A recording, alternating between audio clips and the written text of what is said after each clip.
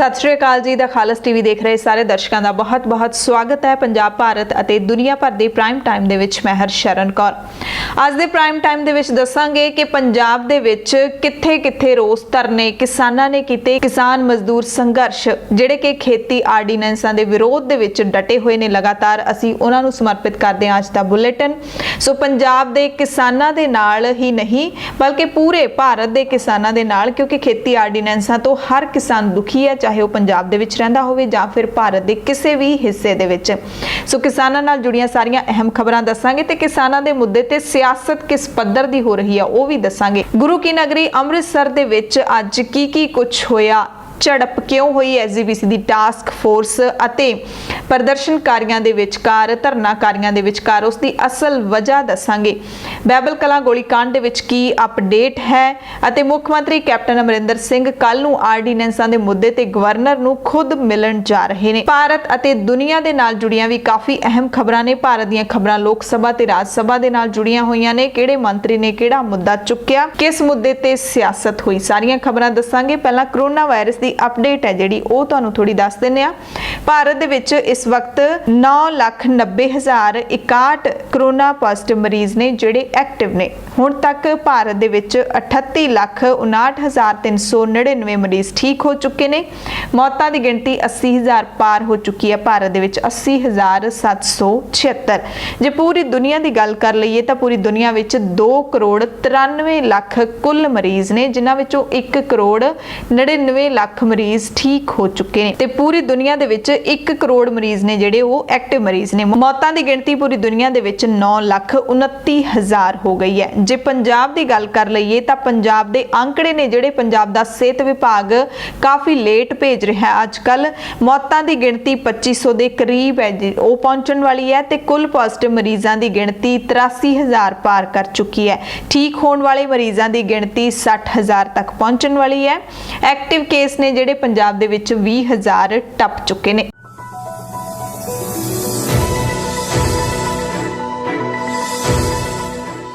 पंजाब दीयां खास खबरां दे विच गल करांगे किसानां दी। 5 जून नूं सरकार ने एक पुराने कानून जिस नूं जरूरी वस्तु एक्ट कहा जाता है उहदे विच सोध करके 2 नवे कानून farmer empowerment and protection agreement on price insurance and farm services ordinance अते the farmers produce trade and commerce promotion and facilitation इस नूं ऑर्डीनेंस दे नाल ही लागू कीता। इन्हां कानूनां नूं लागू करदिआं सरकार ने यह कहा सी कि किसानां नूं उन्हां दी उपज दा, पैदावार दा सही मुੱਲ मिलेगा ते उन्हां दी आमदनी दे विच हर हालत दे विच वाधा होएगा। सरकार वालों जारी कीते गए इश्तिहारां दे विच 3 कानूनां दे विचों इस कानून दा ही एक कानून दा ही वध प्रचार कीता जा रहा है। इश्तिहारां दे विच इस नूं एक राष्ट्र एक मार्केट दे वजों प्रचारिया जा रहा है, यानी कि एक देश एक बाजार दे वजों। सरकार कह रही है कि पहला किसानां नूं अपणीਆਂ फसलां वेचण दे लई इधर उधर भटकना पैंदा सी, पर हुण अजिहा नहीं होवेगा। हुण किसान अपनी फसल देश दे किसी भी कोने दे विच वेच सकदे ने जिथे उन्हां नूं वधिया भाव मिल सकदे होण। ਇਹ ਉਹ सरकार दावा कर रही है कि किसानां दे लई ਅਸੀਂ ਵੱਡੀ सहूलत है ਜਿਹੜੀ ਉਹ ਲਿਆ ਰਹੇ ਹਾਂ। देश भर ਦੀਆਂ किसान जथेबंदियां, मजदूर जथेबंदियां इन्हां आर्डीनेंसां ਦਾ ਵੱਡੇ ਪੱਧਰ ਦੇ ਉੱਤੇ विरोध कर रही ने। उन्हां दा मनना है कि इन्हां कानूनां दे राहीं सरकार निजी सैक्टर नूं खेतीबाड़ी दे विच उत्साहित कर रही है, जो कि किसानां दीयां मुश्किलां नूं होर वधाएगा। किसान लंबा सोच के ये दस रहे ने कि इन फ्यूचर इस दे सानू नुकसान ज़्यादा होणगे, फायदे घट होणगे। सो इन्हां आर्डीनेंसां दे विरोध दे विच पंजाब दे विच 15 सितंबर नूं चक्का जाम करन दा सद्दा दिता गया सी। दोपहर 12 वजे तो लैके 2 वजे तक 2 घंटे चक्का जाम करन दा सद्दा सी अते पूरे पंजाब दे विच किसान मजदूर जथेबंदियां ने, आम लोकां ने भी किसानां दे नाल रल के चक्के जाम कीते। सब तो पहला बरनाले दी गल कर लईए तां बरनाला जिले विच 2 मार्गां नूं जाम कीता गया। पिंड चीमा नेड़े टोल प्लाजा दे उत्ते बरनाला मोगा रोड जाम करके किसानां ने प्रदर्शन कीता। फगवाड़ा दे विच किसान जथेबंदियां ने जीटी रोड उत्ते शुगर मिल चौक दे विच धरना ला के 2 घंटिਆਂ ਲਈ आवाजाही ਨੂੰ ਠੱਪ ਕਰ ਦਿੱਤਾ ਸੀ। किसान आगुआं ने सरकार दीयां नीतियां खिलाफ अपनी भड़ास कढ़ के खेती आर्डीनेंसां नूं वापस लैण दी मंग कीती। हरियाणा दी गल कर लईए तां सिरसा दे विच खेती संबंधी आर्डीनेंस रद्द करवाउण दे लई मिनी सकत्तरेत दे विच जो धरना लाया सी ਉਹ लगातार 9वें दिन भी जारी रहा। किसानां ने सूबा सरकार खिलाफ जोरदार नारेबाजी की, केंद्र सरकार खिलाफ भी की ते अपने अंदोलन नूं मंगां पूरीआं होण तक जारी रखण दा ऐलान कीता। खन्ना दी गल कर लईए तां सारियां किसान आड़ती ते मजदूर जथेबंदियां ने सांझे तौर ते जरनैली सड़क ते नाल लगदियां सर्विस सड़कां ते दुपहरे 12 वजे तो लैके 2 वजे तक आवाजाही ठप्प कीती, जिहदे कारण सड़कां दे उत्ते वड्डे जाम लग गए सी। बठिंडा दी गल कर लईए तां इत्थे रस्ता रोको प्रोग्राम दे तहत बठिंडा अमृतसर कौमी शारा 54 ਦੇ ਉੱਤੇ ਧਰਨੇ ਲਾਏ ਗਏ। ਇਹ ਧਰਨੇ ਪਿੰਡ ਜੀਦਾ ਨੇੜੇ ਟੋਲ ਪਲਾਜ਼ਾ ਦੇ ਕੋਲ ਤੇ ਬਠਿੰਡਾ ਸ਼ਹਿਰ ਦੇ ਬਾਰ-ਬਾਰ ਥਰਮਲ ਪਲਾਂਟ ਦੀਆਂ ਝੀਲਾਂ ਦੇ ਕੋਲ ਭਾਈ ਕਨਈਆ ਚੌਂਕ ਦੇ ਵਿੱਚ ਲਾਏ ਗਏ। ਕਿਸਾਨਾਂ ਨੇ ਖੇਤੀ ਆਰਡੀਨੈਂਸਾਂ ਨੂੰ ਕਿਸਾਨਾਂ ਲਈ ਮੌਤ ਦੇ ਵਾਰੰਟ ਦੱਸਿਆ। ਰਈਆ ਮਾਝੇ ਦੀ ਗੱਲ ਕਰ ਲਈਏ ਤਾਂ ਬਿਆਸ ਪੁਲ ਤੇ ਦੂਜੇ ਦਿਨ ਵੀ ਧਰਨਾ ਜਾਰੀ ਰਿਹਾ। ਕਿਸਾਨ ਆਗੂਆਂ ਨੇ ਸੜਕਾਂ ਜਾਮ ਕਰਨ ਲਈ ਆਮ ਲੋਕਾਂ ਦੇ ਕੋਲੋਂ ਮਾਫੀ ਵੀ ਮੰਗੀ। ਜ਼ਿਲ੍ਹਾ ਅੰਮ੍ਰਿਤਸਰ ਦੇ ਵੱਡੀ ਗਿਣਤੀ ਦੇ ਵਿੱਚ ਆੜਤੀਆਂ ਨੇ ਆ ਕੇ ਧਰਨੇ वाली थां ते किसानां दा साथ दिता। यानी कि इस वड्डे अंदोलन दे विच किसान मजदूर आड़तीए तिन्ने जिहड़े ने इकट्ठे हो के इन्हां दा विरोध कर रहे ने। हुण गल कर लईए बादल साहब दे घर दी लंबी दे विच बादलां दी रिहाइश है जिहड़ी ओह किसानां ने घेरी। हज़ारां किसानां ने इत्थे प्रदर्शन कीता। जदों किसान जा रहे सीगे बादल परिवार दी रिहाइश मूरे तां पुलिस ने किसानां नूं काल झराणी नेड़े पिंड बादल दी हद ते रोकिया। ਅੱਧਾ ਪੌਣਾ ਘੰਟਾ ਦੋਵਾਂ ਦੇ ਵਿਚਕਾਰ ਬਹਿਸ ਬਸਈਆ ਹੁੰਦਾ ਰਿਹਾ, ਜਦੋਜਹਿਦ ਹੁੰਦੀ ਰਹੀ। ਤਾਂ ਫਿਰ 2 ਘੰਟੇ ਕਿਸਾਨਾਂ ਨੂੰ ਬਾਦਲ ਦੇ ਘਰ ਦੇ ਬਾਹਰ ਧਰਨਾ ਲਾਉਣ ਦੀ ਇਜਾਜ਼ਤ ਮਿਲੀ। ਉਸ ਤੋਂ ਬਾਅਦ ਪਿੰਡ ਬਾਦਲ ਦੀ ਦਾਣਾ ਮੰਡੀ ਦੇ ਵਿੱਚ ਲਗਾਤਾਰ ਧਰਨੇ ਦੀ ਸਹਿਮਤੀ ਬਣੀ, ਕਿਉਂਕਿ ਕਿਸਾਨ ਇੱਥੇ ਪੱਕਾ ਧਰਨਾ ਲਾਉਣਾ ਚਾਹੁੰਦੇ ਸੀ ਬਾਦਲਾਂ ਦੀ ਰਿਹਾਇਸ਼ ਦੇ ਬਾਹਰ, ਪਰ ਪੁਲਿਸ ਨੇ ਸਿਰਫ 2 ਘੰਟੇ ਹੀ ਧਰਨਾ ਲਾਉਣ ਦਾ ਜਿਹੜਾ ਇਜਾਜ਼ਤ ਦਿੱਤੀ ਸੀ। ਸੋ ਕਿਸਾਨ ਲੀਡਰ ਜਿਹੜੇ ਇਸ ਧਰਨੇ ਦੇ ਵਿੱਚ ਪਹੁੰਚੇ ਹੋਏ ਸੀ ਲੰਬੀ ਪਿੰਡ ਬਾਦਲ ਦੇ ਵਿੱਚ, ਉਹਨਾਂ ਨੇ ਕਿਹਾ ਕਿ ਕਾਂਗਰਸ ਹੋਵੇ ਜਾਂ ਅਕਾਲੀ ਦਲ ਦੋਵੇਂ ਪਾਰਟੀਆਂ ਦੇ ਵਿੱਚੋਂ ਕੋਈ ਵੀ ਲੀਡਰ ਕਿਸਾਨਾਂ ਦੇ ਪੱਖ ਦਾ ਨਹੀਂ ਹੈ। ਮੋਗੇ ਦੀ ਗੱਲ ਕਰ ਲਈਏ ਤਾਂ ਇੱਥੇ ਹਰੀਕੇ ਹੈੱਡ ਉੱਤੇ ਆਵਾਜਾਈ ਰੋਕਣ ਦੇ ਦੋਸ਼ ਦੇ ਵਿੱਚ 600 ਤੋਂ ਵੱਧ ਕਿਸਾਨਾਂ ਦੇ ਖਿਲਾਫ ਪੁਲਿਸ ਨੇ ਕੇਸ ਦਰਜ ਕਰ ਲਿਆ। ਕੌਮੀ ਸ਼ਾਹਰਾ 54 ਅੰਮ੍ਰਿਤਸਰ ਰਾਜਸਥਾਨ ਮਾਰਗ ਬੰਗਾਲੀ ਵਾਲਾ ਪੁਲ ਦੇ ਉੱਤੇ ਧਰਨਾ ਦੇਣ ਵਾਲੇ 600 ਤੋਂ ਵੱਧ ਕਿਸਾਨਾਂ ਦੇ ਖਿਲਾਫ ਥਾਣਾ ਮਖੂ ਦੇ ਵਿੱਚ ਕੇਸ ਦਰਜ ਕੀਤਾ ਗਿਆ। ਪੁਲਿਸ ਨੇ ਉਹਨਾਂ ਦੇ ਖਿਲਾਫ ਧਾਰਾ 144 ਤੇ ਕਰੋਨਾ ਮਹਾਮਾਰੀ ਨਿਯਮਾਂ ਦੀ ਉਲੰਘਣਾ ਕਰਨ ਦੇ ਐਕਟ ਲਾ ਕੇ ਕੇਸ ਦਰਜ ਕੀਤਾ ਹੈ। ਕਿਸਾਨਾਂ ਦੇ ਵੱਲੋਂ ਹਰੀਕੇ ਪੱਤਣ ਉੱਤੇ ਆਵਾਜਾਈ ਰੋਕਣ ਕਾਰਨ ਯਾਤਰੀਆਂ ਨੂੰ ਵੀ ਰਾਹਗੀਰਾਂ ਨੂੰ ਵੀ ਪਰੇਸ਼ਾਨੀਆਂ ਦਾ ਸਾਹਮਣਾ ਕਰਨਾ ਪਿਆ ਤੇ ਤਹਿਸੀਲਦਾਰ ਧਰਮਕੋਟ ਦਾ ਜਿਹੜੇ ਮਨਦੀਪ ਸਿੰਘ ਉਹਨਾਂ ਨੂੰ ਮੰਗ ਪੱਤਰ ਦੇਣ ਤੋਂ ਬਾਅਦ 2 ਘੰਟੇ ਬਾਅਦ ਜਿਹੜੀ ਆਵਾਜਾਈ ਹੈ ਉਹ ਚਾਲੂ ਹੋਈ। ਮੁੱਖ ਮੰਤਰੀ ਦੇ ਸ਼ਹਿਰ ਪਟਿਆਲਾ ਦੀ ਗੱਲ ਕਰ ਲਈਏ ਤਾਂ ਕਿਸਾਨ ਯੂਨੀਅਨ ਉਗਰਾਹਾਂ ਦੇ ਵੱਲੋਂ ਪਟਿਆਲਾ ਦੇ ਵਿੱਚ 15 ਸਤੰਬਰ ਤੋਂ 5 ਰੋਜ਼ਾ ਪੱਕਾ ਮੋਰਚਾ ਸ਼ੁਰੂ ਕੀਤਾ ਗਿਆ। ਬਾਅਦ ਦੁਪਹਿਰ ਤੱਕ ਇਸ ਮੋਰਚੇ ਦੇ ਵਿੱਚ ਕਈ ਹਜ਼ਾਰ ਕਿਸਾਨ ਪਹੁੰਚ ਚੁੱਕੇ ਸੀ। ਪੱਕਾ ਮੋਰਚਾ ਜੇਲ ਰੋਡ ਤੇ ਸਥਿਤ ਪੁੱਡਾ ਗਰਾਊਂਡ ਦੇ ਵਿੱਚ ਲਾਇਆ ਗਿਆ ਕਿਸਾਨਾਂ ਦੇ ਵੱਲੋਂ। ਇਸ ਕਰਕੇ ਇਲਾਕੇ ਦੇ ਵਿੱਚ ਭਾਰੀ ਪੁਲਿਸ ਫੋਰਸ ਹੈ ਜਿਹੜੀ ਉਹ ਵੀ ਤਾਇਨਾਤ ਕਰ ਦਿੱਤੀ ਗਈ ਹੈ, ਕਿਉਂਕਿ ਸੀਐਮ ਦਾ ਸ਼ਹਿਰ ਹੈ ਤੇ ਇਸ ਪੱਕੇ ਮੋਰਚੇ ਕਾਰਨ ਪਟਿਆਲਾ ਦੇ ਵਿੱਚ ਇਸ ਸੜਕ ਦੇ ਉੱਤੇ ਖਾਸ ਕਰਕੇ ਆਵਾਜਾਈ ਹੈ ਜਿਹੜੀ ਉਹ ਵੀ ਪ੍ਰਭਾਵਿਤ ਹੋ ਰਹੀ ਹੈ। ਪਰ ਇਹ ਵੀ ਸੱਚ ਹੈ ਕਿ ਕਿਸਾਨ ਦੁਖੀ ਨੇ, ਕਿਸਾਨ ਪਰੇਸ਼ਾਨ ਨੇ ਸਰਕਾਰ ਦੇ ਇਸ ਫੈਸਲੇ ਤੋਂ, ਤੇ ਜੇ ਸਰਕਾਰ ਉਹਨਾਂ ਦੀ ਮੰਗ ਮੰਨ ਲਈ ਤਾਂ ਆਮ ਲੋਕਾਂ ਨੂੰ ਵੀ ਨਾ ਦੁਖੀ ਹੋਣਾ ਪਵੇ, ਕਿਉਂਕਿ ਕਿਸਾਨ ਵੀ ਆਮ ਲੋਕਾਂ ਦੇ ਵਿੱਚ ਹੀ ਆਉਂਦੇ ਨੇ, ਉਹ ਵੀ ਪਰੇਸ਼ਾਨ ਹੋਏ ਪਏ ਨੇ। ਜਿਹੜੇ ਅੰਨਦਾਤਾ ਨੇ ਪੂਰੀ ਦੁਨੀਆ ਦੇ ਲੋਕਾਂ ਦੇ ਢਿੱਡ 'ਚ ਅੰਨ ਉਗਾ ਕੇ ਪਹੁੰਚਾਉਂਦੇ ਨੇ ਤੇ ਉਹਨਾਂ ਨੂੰ ਇਸ ਤਰੀਕੇ ਨਾਲ ਸਰਕਾਰਾਂ ਪਰੇਸ਼ਾਨ ਕਰ ਰਹੀਆਂ ਨੇ ਤੇ ਚੰਗੀ ਗੱਲ ਨਹੀਂ ਹੈ। ਹੁਣ ਇਸ ਸਾਰੇ ਮਸਲੇ ਦੇ ਸਿਆਸੀ ਰੰਗ ਜੇ ਆਪਾਂ ਦੇਖ ਲਈਏ, ਲੋਕ ਸਭਾ ਦਾ ਪਹਿਲਾ ਜਿਹੜਾ ਦਿਨ ਸੀਗਾ ਉਹ ਸੀ 14 ਸਤੰਬਰ। ਕਿਸਾਨ ਇੰਨੇ ਵੱਡਾ ਵਿਰੋਧ ਕਰ ਰਹੇ ਨੇ, ਇਸ ਦੇ ਬਾਵਜੂਦ ਲੋਕ ਸਭਾ ਦੇ ਵਿੱਚ ਪਹਿਲੇ ਦਿਨ ਹੀ ਕਿਸਾਨੀ ਨਾਲ ਜੁੜੇ 3 ਬਿੱਲ ਪੇਸ਼ ਕਰ ਦਿੱਤੇ ਗਏ। ਬਿੱਲ ਪੇਸ਼ ਕਰਦਿਆਂ ਕੇਂਦਰੀ ਮੰਤਰੀ ਨਰਿੰਦਰ ਸਿੰਘ ਤੋਮਰ ਨੇ ਕਿਹਾ ਕਿ ਇਹਨਾਂ ਬਿੱਲਾਂ ਦੇ ਨਾਲ ਕਿਸਾਨਾਂ ਨੂੰ ਆਪਣੀ ਫਸਲ ਦਾ ਢੁਕਵਾਂ ਮੁੱਲ ਮਿਲਣ ਦੇ ਨਾਲ-ਨਾਲ ਪ੍ਰਾਈਵੇਟ ਨਿਵੇਸ਼ ਤੇ ਟੈਕਨੋਲੋਜੀ ਦੀ ਸਹਾਇਤਾ ਵੀ ਮਿਲੇਗੀ। ਇੱਥੇ ਵੀ ਕਿਸਾਨਾਂ ਨੂੰ ਰੰਜ ਹੈ ਕਿ ਟੈਕਨੋਲੋਜੀ ਦਾ ਨਹੀਂ ਪਤਾ ਕਿਸਾਨਾਂ ਨੂੰ, ਉਸ ਤਰੀਕੇ ਨਾਲ ਸਿਰਫ 5% ਕਿਸਾਨ ਹੋਣਗੇ ਜਿਹੜੇ ਟੈਕਨੋਲੋਜੀ ਨਾਲ ਵਾਹ ਵਾਸਤਾ ਰੱਖਦੇ ਹੋਣਗੇ। ਅਦਰਵਾਈਜ਼ ਆਨਲਾਈਨ ਪੇਮੈਂਟ ਜਾਂ ਫਿਰ ਆਨਲਾਈਨ ਕੁਝ ਵੀ ਕਰਨਾ ਉਹ ਕਿਸਾਨਾਂ ਦੇ ਵੱਸ ਦੀ ਗੱਲ ਨਹੀਂ ਹੈ, ਕਿਉਂਕਿ ਉਹ ਮਿੱਟੀ ਦੇ ਨਾਲ ਮਿੱਟੀ ਹੁੰਦੇ ਰਹਿੰਦੇ ਨੇ। ਤੋਮਰ ਨੇ ਕਿਹਾ ਕਿ ਪ੍ਰਸਤਾਵਿਤ ਕਾਨੂੰਨ ਫਸਲ ਦੇ ਬੈਰੀਅਰ ਮੁਕਤ ਵਪਾਰ ਨੂੰ ਸਮਰੱਥ ਬਣਾਏਗਾ, ਕਿਸਾਨਾਂ ਨੂੰ ਆਪਣੀ ਪਸੰਦ ਦੇ ਨਿਵੇਸ਼ਕਾਂ ਨਾਲ ਜੁੜਨ ਦਾ ਮੌਕਾ ਮਿਲੇਗਾ। ਇਹ ਭਰੋਸਾ ਵੀ ਦਿੱਤਾ ਕਿ MSP ਬਣਿਆ ਰਹੇਗਾ।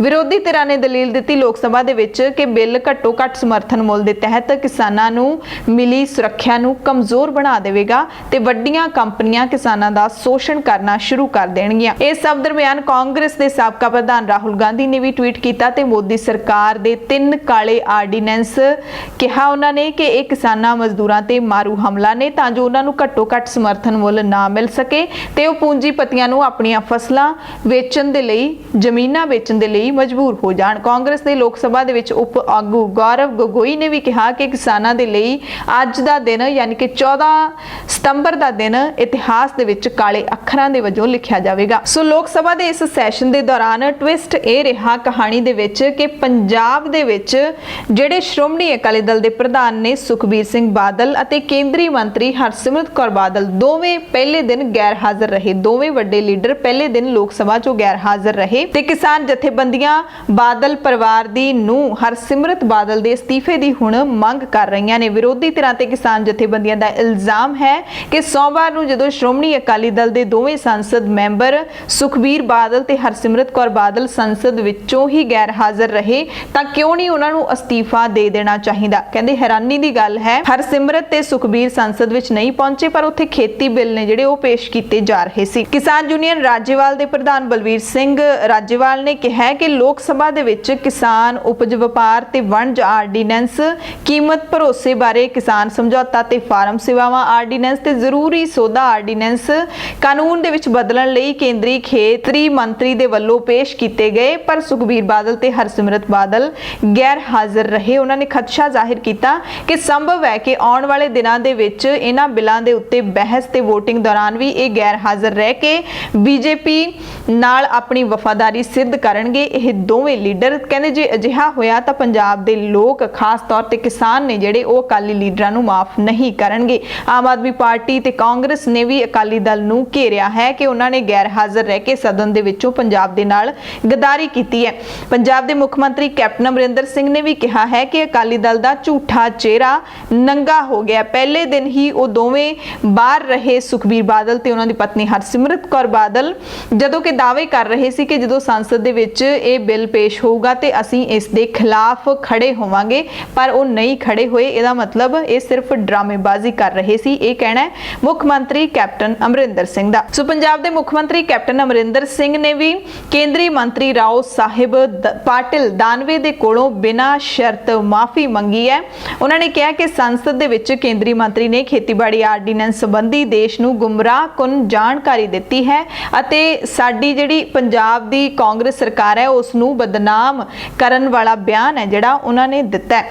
ਕੈਪਟਨ ਨੇ ਕਿਹਾ ਕਿ ਹਾਈ ਪਾਵਰ ਕਮੇਟੀ ਦਾ ਹਿੱਸਾ ਪੰਜਾਬ ਨੂੰ ਕਈ ਹਫ਼ਤਿਆਂ ਬਾਅਦ ਬਣਾਇਆ ਗਿਆ ਸੀ ਜਿਹਦੇ ਵਿੱਚ ਕੇਂਦਰ ਸਰਕਾਰ ਵੱਲੋਂ ਕਿਸੇ ਤਰ੍ਹਾਂ ਦਾ ਆਰਡੀਨੈਂਸ ਲਿਆਉਣ ਦੀ ਗੱਲ ਨਹੀਂ ਕਹੀ ਗਈ। ਕੇਂਦਰ ਸਰਕਾਰ ਦੀ ਡਰਾਫਟ ਰਿਪੋਰਟ ਦੇ ਵਿੱਚ ਪੰਜਾਬ ਵੱਲੋਂ ਕਿਹਾ ਗਿਆ ਸੀ ਕਿ ਸੂਬੇ ਦੇ 86% ਕਿਸਾਨਾਂ ਦੇ ਕੋਲ ਵਾਹੀਯੋਗ 2 ਏਕੜ ਤੋਂ ਵੀ ਘੱਟ ਜ਼ਮੀਨ ਹੈ। ਕਿਸਾਨ ਉਹਨੇ ਜਾਗਰੂਕ ਨਹੀਂ ਹਨ ਤਾਂ ਜੋ ਉਹ ਬਾਜ਼ਾਰ ਦੇ ਵਿੱਚ ਫਸਲਾਂ ਦੀ ਕੀਮਤ ਦਾ ਭਾਅ ਤੈਅ ਕਰ ਸਕਣ। ਕੇਂਦਰੀ ਰਾਜ ਮੰਤਰੀ ਦਾਨਵੇ ਨੇ ਸੋਮਵਾਰ ਨੂੰ ਇਹ ਸਪਸ਼ਟ ਕੀਤਾ ਸੀ ਪਹਿਲੇ ਦਿਨ ਕਿ ਅਸੀਂ ਇੱਕ ਹਾਈ ਪਾਵਰ ਕਮੇਟੀ ਬਣਾਈ ਸੀ ਜਿਹਦੇ ਵਿੱਚ ਸੂਬਿਆਂ ਨੂੰ ਲਿਆ ਗਿਆ ਸੀ, ਸੂਬਿਆਂ ਦੇ ਮੁੱਖ ਮੰਤਰੀਆਂ ਨੂੰ, ਜਿਹਦੇ ਵਿੱਚ ਪੰਜਾਬ ਦੇ ਮੁੱਖ ਮੰਤਰੀ ਵੀ ਸ਼ਾਮਲ ਸੀਗੇ। ਇਸ ਤੇ ਫਿਰ ਕੈਪਟਨ ਨੇ ਤਿੱਖਾ ਜਵਾਬ ਦਿੱਤਾ ਤੇ ਬਿਨਾਂ ਸ਼ਰਤ ਮਾਫੀ ਦੀ ਮੰਗ ਕੀਤੀ ਹੈ। ਸੋ ਕਿਸਾਨ ਮਜ਼ਦੂਰ ਤੇ ਆੜ੍ਹਤੀਆ ਜਥੇਬੰਦੀਆਂ ਨੇ ਜਿਹੜੀਆਂ ਲਗਾਤਾਰ ਇਹਨਾਂ ਆਰਡੀਨੈਂਸਾਂ ਦਾ ਵਿਰੋਧ ਕਰ ਰਹੀਆਂ ਨੇ ਤੇ ਕਿਸਾਨਾਂ ਦੇ ਹੱਕ ਦੇ ਵਿੱਚ ਸਮਾਜ ਦਾ ਹਰ ਵਰਗ ਆ ਕੇ ਖੜਾ ਹੋਇਆ ਤਾਂ ਜੋ ਕੇਂਦਰ ਸਰਕਾਰ ਇਹਨਾਂ ਨੂੰ ਕਾਨੂੰਨ ਨਾ ਬਣਾ ਸਕੇ ਤੇ ਕਿਸਾਨਾਂ ਦੀ ਜਿਹੜੀ ਜਾਨ ਹੈ ਉਹ ਬਚ ਸਕੇ, ਕਿਸਾਨਾਂ ਦਾ ਫਿਊਚਰ ਬਚ ਸਕੇ, ਕਿਸਾਨਾਂ ਦੇ ਕੋਲ ਕਿਸਾਨੀ ਰਹਿ ਸਕੇ, ਉਹਨਾਂ ਦੀਆਂ ਜ਼ਮੀਨਾਂ ਰਹਿ ਸਕਣ, ਕੰਪਨੀਆਂ ਕਿਤੇ ਉਹਨਾਂ ਦੀਆਂ ਜ਼ਮੀਨਾਂ ਹੀ ਹੜੱਪ ਨਾ ਕਰ ਜਾਣ। ਕਿਸਾਨਾਂ ਦੀ ਗੱਲ ਤੋਂ ਬਾਅਦ ਹੁਣ ਪੰਜਾਬ ਦੀਆਂ ਖਬਰਾਂ ਦੇ ਵਿੱਚ ਇੱਕ ਤੁਹਾਨੂੰ ਉਸ ਪੰਜਾਬੀ ਦੀ ਉਸ ਸਿੱਖ ਦੀ ਖਬਰ ਦੱਸਦੇ ਹਾਂ ਜਿਹੜੇ ਪੰਜਾਬ ਦੇ ਨਾਲ ਹੀ ਸੰਬੰਧਿਤ ਨੇ ਪਰ ਅਮਰੀਕਾ ਦੇ ਵਿੱਚ ਰਹਿਣ ਵਾਲੇ ਸੀ। ਅਮਰੀਕੀ ਪ੍ਰਤੀਨਿਧ ਸਭਾ ਨੇ ਹਿਊਸਟਨ ਵਿਚਲੇ ਡਾਕਘਰ ਦਾ ਨਾਮ ਭਾਰਤੀ ਅਮਰੀਕੀ ਪੁਲਿਸ ਅਧਿਕਾਰੀ ਸੰਦੀਪ ਸਿੰਘ ਧਾਲੀਵਾਲ ਦੇ ਨਾਮ ਤੇ ਰੱਖਣ ਲਈ ਬਿੱਲ ਪਾਸ ਕਰ ਦਿੱਤਾ ਹੈ। ਸੰਦੀਪ ਸਿੰਘ ਧਾਲੀਵਾਲ ਦੀ ਪਿਛਲੇ ਸਾਲ 27 ਸਤੰਬਰ 2019 ਨੂੰ ਮੌਤ ਹੋ ਗਈ ਸੀ ਕਿਉਂਕਿ ਡਿਊਟੀ ਦੇ ਦੌਰਾਨ ਧਾਲੀਵਾਲ ਨੂੰ ਗੋਲੀਆਂ ਮਾਰ ਕੇ ਮਾਰ ਦਿੱਤਾ ਗਿਆ ਸੀ। ਉਸ ਵਕਤ ਪੂਰੇ ਅਮਰੀਕਾ ਨੇ ਸੰਦੀਪ ਸਿੰਘ ਧਾਲੀਵਾਲ ਨੂੰ ਸ਼ਰਧਾਂਜਲੀ ਭੇਂਟ ਕੀਤੀ ਸੀ। ਇਹ ਬਿੱਲ ਹੈ ਜਿਹੜਾ deputy Sandeep Singh Dhaliwal post office act ਪੂਰੇ ਟੈਕਸਾਸ ਦੇ ਪ੍ਰਤੀਨਿਧੀ ਮੰਡਲ ਵੱਲੋਂ ਪੇਸ਼ ਕੀਤਾ ਗਿਆ। ਕਾਂਗਰਸੀ ਮੈਂਬਰ ਲਿਜ਼ੀ ਫਲੇਚਰ ਨੇ ਕਿਹਾ ਕਿ ਡਿਪਟੀ ਸ਼ੈਰਿਫ ਧਾਲੀਵਾਲ ਨੇ ਸਾਡੇ ਭਾਈਚਾਰੇ ਦੀ ਢੁਕਵੀਂ ਪ੍ਰਤੀਨਿਧਤਾ ਕੀਤੀ ਹੈ, ਸੇਵਾ ਦੌਰਾਨ ਬਰਾਬਰਤਾ ਦੇ ਨਾਲ ਕੰਮ ਕੀਤਾ। ਧਾਲੀਵਾਲ 42 ਸਾਲ ਦੇ ਸੀਗੇ, ਟੈਕਸਾਸ ਦੇ ਵਿੱਚ ਪਹਿਲੇ ਡਿਪਟੀ ਸਿੱਖ ਸ਼ੈਰਿਫ ਸੀਗੇ। ਜੇ ਇਹ ਬਿੱਲ ਕਾਨੂੰਨ ਬਣ ਜਾਂਦਾ ਹੈ ਤਾਂ ਇਹ ਭਾਰਤੀ ਅਮਰੀਕੀ ਦੇ ਨਾਮ ਤੇ ਦੂਸਰਾ ਡਾਕਘਰ ਹੋਵੇਗਾ। ਕਾਂਗਰਸੀ ਮੈਂਬਰ ਦਲੀਪ ਸਿੰਘ ਸੌਂਦ ਪਹਿਲੇ ਭਾਰਤੀ ਅਮਰੀਕੀ ਵਿਅਕਤੀ ਨੇ ਜਿਨ੍ਹਾਂ ਦੇ ਨਾਮ ਦੇ ਉੱਤੇ 2006 ਦੇ ਵਿੱਚ ਦੱਖਣੀ ਕੈਲੀਫੋਰਨੀਆ ਦੇ ਵਿੱਚ ਡਾਕਘਰ ਦਾ ਨਾਮ ਰੱਖਿਆ ਗਿਆ ਸੀ। ਤੇ ਅਹਿਮ ਗੱਲ ਇਹ ਹੈ ਕਿ ਦੋਵੇਂ ਪੰਜਾਬੀ ਨੇ ਤੇ ਦੋਵੇਂ ਹੀ ਸਿੱਖ ਭਾਈਚਾਰੇ ਦੇ ਨਾਲ ਸੰਬੰਧਿਤ। ਇਸ ਬਿੱਲ ਨੂੰ ਹੁਣ ਸੈਨੇਟ ਵੱਲੋਂ ਪਾਸ ਕਰਨਾ ਪਏਗਾ, ਜਿਸ ਤੋਂ ਬਾਅਦ ਇਹ ਬਿੱਲ ਦਸਤਖਤ ਦੇ ਲਈ ਰਾਸ਼ਟਰਪਤੀ ਡੋਨਾਲਡ ਟਰੰਪ ਦੇ ਕੋਲ ਜਾਏਗਾ ਤੇ ਇਹ ਕਾਨੂੰਨ ਬਣ ਜਾਵੇਗਾ। ਹੁਣ ਗੱਲ ਕਰਾਂਗੇ ਪੰਜਾਬੀ ਭਾਸ਼ਾ ਦੀ। ਲੋਕ ਸਭਾ ਦੇ ਵਿੱਚ ਪਹਿਲੇ ਦਿਨ ਪੰਜਾਬੀ ਭਾਸ਼ਾ ਦਾ ਮੁੱਦਾ ਚੁੱਕਿਆ ਗਿਆ। ਅਨੰਦਪੁਰ ਸਾਹਿਬ ਤੋਂ ਲੋਕ ਸਭਾ ਮੈਂਬਰ ਮਨੀਸ਼ ਤਿਵਾੜੀ ਦੇ ਵੱਲੋਂ ਉਹਨਾਂ ਨੇ ਕਿਹਾ ਸੀ ਕਿ ਜੰਮੂ ਕਸ਼ਮੀਰ ਦੀਆਂ ਸਰਕਾਰੀ ਭਾਸ਼ਾਵਾਂ ਦੇ ਵਿੱਚ ਪੰਜਾਬੀ ਨੂੰ ਸ਼ਾਮਲ ਕੀਤਾ ਜਾਵੇ। ਸ਼ੇਰੇ ਪੰਜਾਬ ਮਹਾਰਾਜਾ ਰਣਜੀਤ ਸਿੰਘ ਦੇ ਇਤਿਹਾਸ ਦਾ ਹਵਾਲਾ ਦਿੱਤਾ ਸੀ। ਤੇ ਦੂਸਰੇ ਦਿਨ ਵੀ ਜੰਮੂ ਕਸ਼ਮੀਰ ਦੇ ਸਾਬਕਾ ਮੁੱਖ ਮੰਤਰੀ ਡਾਕਟਰ ਫਾਰੂਕ ਅਬਦੁੱਲਾ ਅਤੇ ਸ਼੍ਰੋਮਣੀ ਅਕਾਲੀ ਦਲ ਦੇ ਪ੍ਰਧਾਨ ਸੁਖਬੀਰ ਸਿੰਘ ਬਾਦਲ ਦੋਵਾਂ ਨੇ ਇਸ ਮੁੱਦੇ ਨੂੰ ਚੁੱਕਿਆ। ਕੇਂਦਰ ਸਰਕਾਰ ਨੂੰ ਅਪੀਲ ਕੀਤੀ ਕਿ ਉਹ ਕੇਂਦਰ ਸ਼ਾਸਿਤ ਪ੍ਰਦੇਸ਼ ਦੀ ਸਰਕਾਰੀ ਭਾਸ਼ਾ ਦੀ ਸੂਚੀ ਵਿੱਚ ਪੰਜਾਬੀ ਨੂੰ ਸ਼ਾਮਲ ਕਰਨ। ਬਾਦਲ ਨੇ ਸਦਨ ਵਿੱਚ ਕਿਹਾ ਕਿ ਜੰਮੂ ਕਸ਼ਮੀਰ ਵਿੱਚ ਲੰਬੇ ਸਮੇਂ ਤੋਂ ਪੰਜਾਬੀ ਭਾਸ਼ਾ ਬੋਲੀ ਜਾ ਰਹੀ ਹੈ, ਪਰ ਹੁਣ ਇਸ ਨੂੰ ਸਰਕਾਰੀ ਭਾਸ਼ਾ ਦੀ ਸੂਚੀ ਤੋਂ ਕੇਂਦਰ ਸਰਕਾਰ ਨੇ ਵੱਖ ਕਰ ਦਿੱਤਾ। ਸਰਕਾਰ ਇਸ ਤੇ ਮੁੜ ਵਿਚਾਰ ਕਰੇ ਅਤੇ ਸ਼ਾਮਲ ਕਰੇ। ਅਬਦੁੱਲਾ ਜਿਹੜੇ ਕਿ ਜੰਮੂ ਕਸ਼ਮੀਰ ਦੇ ਸਾਬਕਾ ਮੁੱਖ ਮੰਤਰੀ ਨੇ, ਇੱਕ ਵੱਡੀ ਗੱਲ ਹੈ ਕਿ ਉਹਨਾਂ ਨੇ ਵੀ ਇਹ ਮੁੱਦਾ ਚੁੱਕਿਆ ਹੈ ਕਿ ਸਰਕਾਰ ਨੂੰ ਆਪਣੇ ਫੈਸਲੇ ਉੱਤੇ ਮੁੜ ਵਿਚਾਰ ਕਰਨਾ ਚਾਹੀਦਾ ਹੈ। ਜੰਮੂ ਕਸ਼ਮੀਰ ਦੀਆਂ ਸਰਕਾਰੀ ਭਾਸ਼ਾਵਾਂ ਵਿੱਚ ਪੰਜਾਬੀ ਨੂੰ ਸ਼ਾਮਲ ਕਰਨਾ ਚਾਹੀਦਾ ਹੈ। ਪੰਜਾਬ ਦੀਆਂ ਅਹਿਮ ਖਬਰਾਂ ਦੇ ਵਿੱਚ ਹੁਣ ਤੁਹਾਨੂੰ ਲੈ ਕੇ ਚੱਲਾਂਗੇ ਗੁਰੂ ਕੀ ਨਗਰੀ ਅੰਮ੍ਰਿਤਸਰ ਦੇ ਵਿੱਚ, ਜਿੱਥੇ ਬਹੁਤ ਤਸਵੀਰਾਂ ਨੇ ਜਿਹੜੀਆਂ ਲਗਾਤਾਰ ਟੀਵੀ ਦੇ ਉੱਤੇ ਨਸ਼ਰ ਕੀਤੀਆਂ ਜਾ ਰਹੀਆਂ ਨੇ। ਬਹੁਤ ਵੱਖੋ ਵੱਖਰੇ ਤਰੀਕੇ ਦੇ ਨਾਲ ਖਬਰਾਂ ਦਿਖਾਈਆਂ ਜਾ ਰਹੀਆਂ ਨੇ। ਕੋਈ ਲਿਖ ਰਿਹਾ ਹੈ ਹਿੰਸਕ ਝੜਪ ਹੋਈ ਹੈ, ਐਸਜੀਪੀਸੀ ਦੀ ਟਾਸਕ ਫੋਰਸ ਨੇ ਸਿੱਖ ਜਥੇਬੰਦੀਆਂ ਦੇ ਉੱਤੇ, ਸਿੱਖ ਸੰਗਤਾਂ ਦੇ ਉੱਤੇ ਹਮਲਾ ਕੀਤਾ, ਖੂਨੀ ਝੜਪ ਹੋਈ ਹੈ, ਹਿੰਸਕ ਝੜਪ ਹੋਈ ਹੈ। ਤਰ੍ਹਾਂ ਦੀਆਂ ਜਿਹੜੀਆਂ ਖਬਰਾਂ ਸਾਹਮਣੇ ਆ ਰਹੀਆਂ ਨੇ। ਜੋ ਸਾਨੂੰ ਜਾਣਕਾਰੀ ਮਿਲ ਰਹੀ ਹੈ ਉਸ ਦੇ ਤਹਿਤ ਅਸੀਂ ਤੁਹਾਨੂੰ ਇਹ ਖਬਰ ਦੱਸ ਰਹੇ ਹਾਂ ਕਿ ਐਸਜੀਪੀਸੀ ਦੇ ਮੁੱਖ ਦਫ਼ਤਰ ਦੇ ਬਾਹਰ 14 ਸਤੰਬਰ ਤੋਂ ਲਗਾਤਾਰ ਸਿੱਖ ਜਥੇਬੰਦੀਆਂ ਦੇ ਵੱਲੋਂ ਧਰਨਾ ਦਿੱਤਾ ਜਾ ਰਿਹਾ ਸੀ। ਇਹ ਧਰਨਾ ਖਾਸ ਕਰਕੇ ਸਤਿਕਾਰ ਕਮੇਟੀ ਦੇ ਜਿੰਨੀਆਂ ਵੀ ਸਤਿਕਾਰ ਕਮੇਟੀਆਂ ਨੇ ਪੰਜਾਬ ਦੀਆਂ, ਉਹਨਾਂ ਦੇ ਵੱਲੋਂ ਦਿੱਤਾ ਜਾ ਰਿਹਾ ਸੀ। ਉਹਨਾਂ ਨੇ ਹੀ ਐਲਾਨ ਕੀਤਾ ਸੀ ਕੁਝ ਦਿਨ ਪਹਿਲਾਂ ਕਿ ਅਸੀਂ ਮੰਜੀ ਸਾਹਿਬ ਦੀਵਾਨ ਹਾਲ ਦੇ ਵਿੱਚ ਪੱਕਾ ਮੋਰਚਾ ਲਾਵਾਂਗੇ ਜਦੋਂ ਤੱਕ 328 ਪਾਵਨ ਜਿਹੜੇ ਗਾਇਬ ਸਰੂਪ ਨੇ ਉਹ ਮਿਲ ਨਹੀਂ ਜਾਂਦੇ ਜਾਂ ਉਹਨਾਂ ਦਾ ਜਵਾਬ ਨਹੀਂ ਮਿਲ ਜਾਂਦਾ ਕਿ ਉਹ ਹੈ ਕਿੱਥੇ ਨੇ। ਐਸਜੀਪੀਸੀ ਤੋਂ ਇਹਨਾਂ ਸਵਾਲਾਂ ਦੇ ਜਵਾਬ ਨੇ ਜਿਹੜੇ ਉਹ ਮੰਗੇ ਜਾ ਰਹੇ ਨੇ। ਇਹਨਾਂ ਮੰਗਾਂ ਨੂੰ ਲੈ ਕੇ ਮੰਗਾਂ ਦੀ ਇੱਕ ਪੂਰੀ ਲਿਸਟ ਸੀ, ਜਿਸ ਦੇ ਵਿੱਚ ਇਹ ਵੀ ਮੰਗ ਹੈ ਪ੍ਰਦਰਸ਼ਨਕਾਰੀਆਂ ਦੀ ਕਿ ਐਸਜੀਪੀਸੀ ਹੈ ਜਿਹੜੀ ਉਹ ਛਪਾਈ ਕਰਦੀ ਹੈ ਸ਼੍ਰੀ ਗੁਰੂ ਗ੍ਰੰਥ ਸਾਹਿਬ ਜੀ ਦੇ ਸਰੂਪਾਂ ਦੀ, ਉਹ ਛਪਾਈ ਬੰਦ ਕੀਤੀ ਜਾਵੇ। ਐਸਜੀਪੀਸੀ ਦੇ ਅਧਿਕਾਰ ਦੇ ਵਿੱਚ ਸਰੂਪਾਂ ਦੀ ਛਪਾਈ ਨਹੀਂ ਹੋਣੀ ਚਾਹੀਦੀ, ਦੋਸ਼ੀਆਂ ਖਿਲਾਫ ਪਰਚਾ ਦਰਜ ਹੋਣਾ ਚਾਹੀਦਾ ਹੈ ਤੇ 328 ਸਰੂਪ ਕੌਣ ਲੈ ਕੇ ਗਿਆ, ਕਿੱਥੇ ਲੈ ਕੇ ਗਿਆ, ਇਹ ਸਾਰੀਆਂ ਮੰਗਾਂ ਨੂੰ ਲੈ ਕੇ। ਦੂਸਰਾ ਦਿਨ ਸੀਗਾ 15 ਸਤੰਬਰ ਨੂੰ ਧਰਨੇ ਦਾ।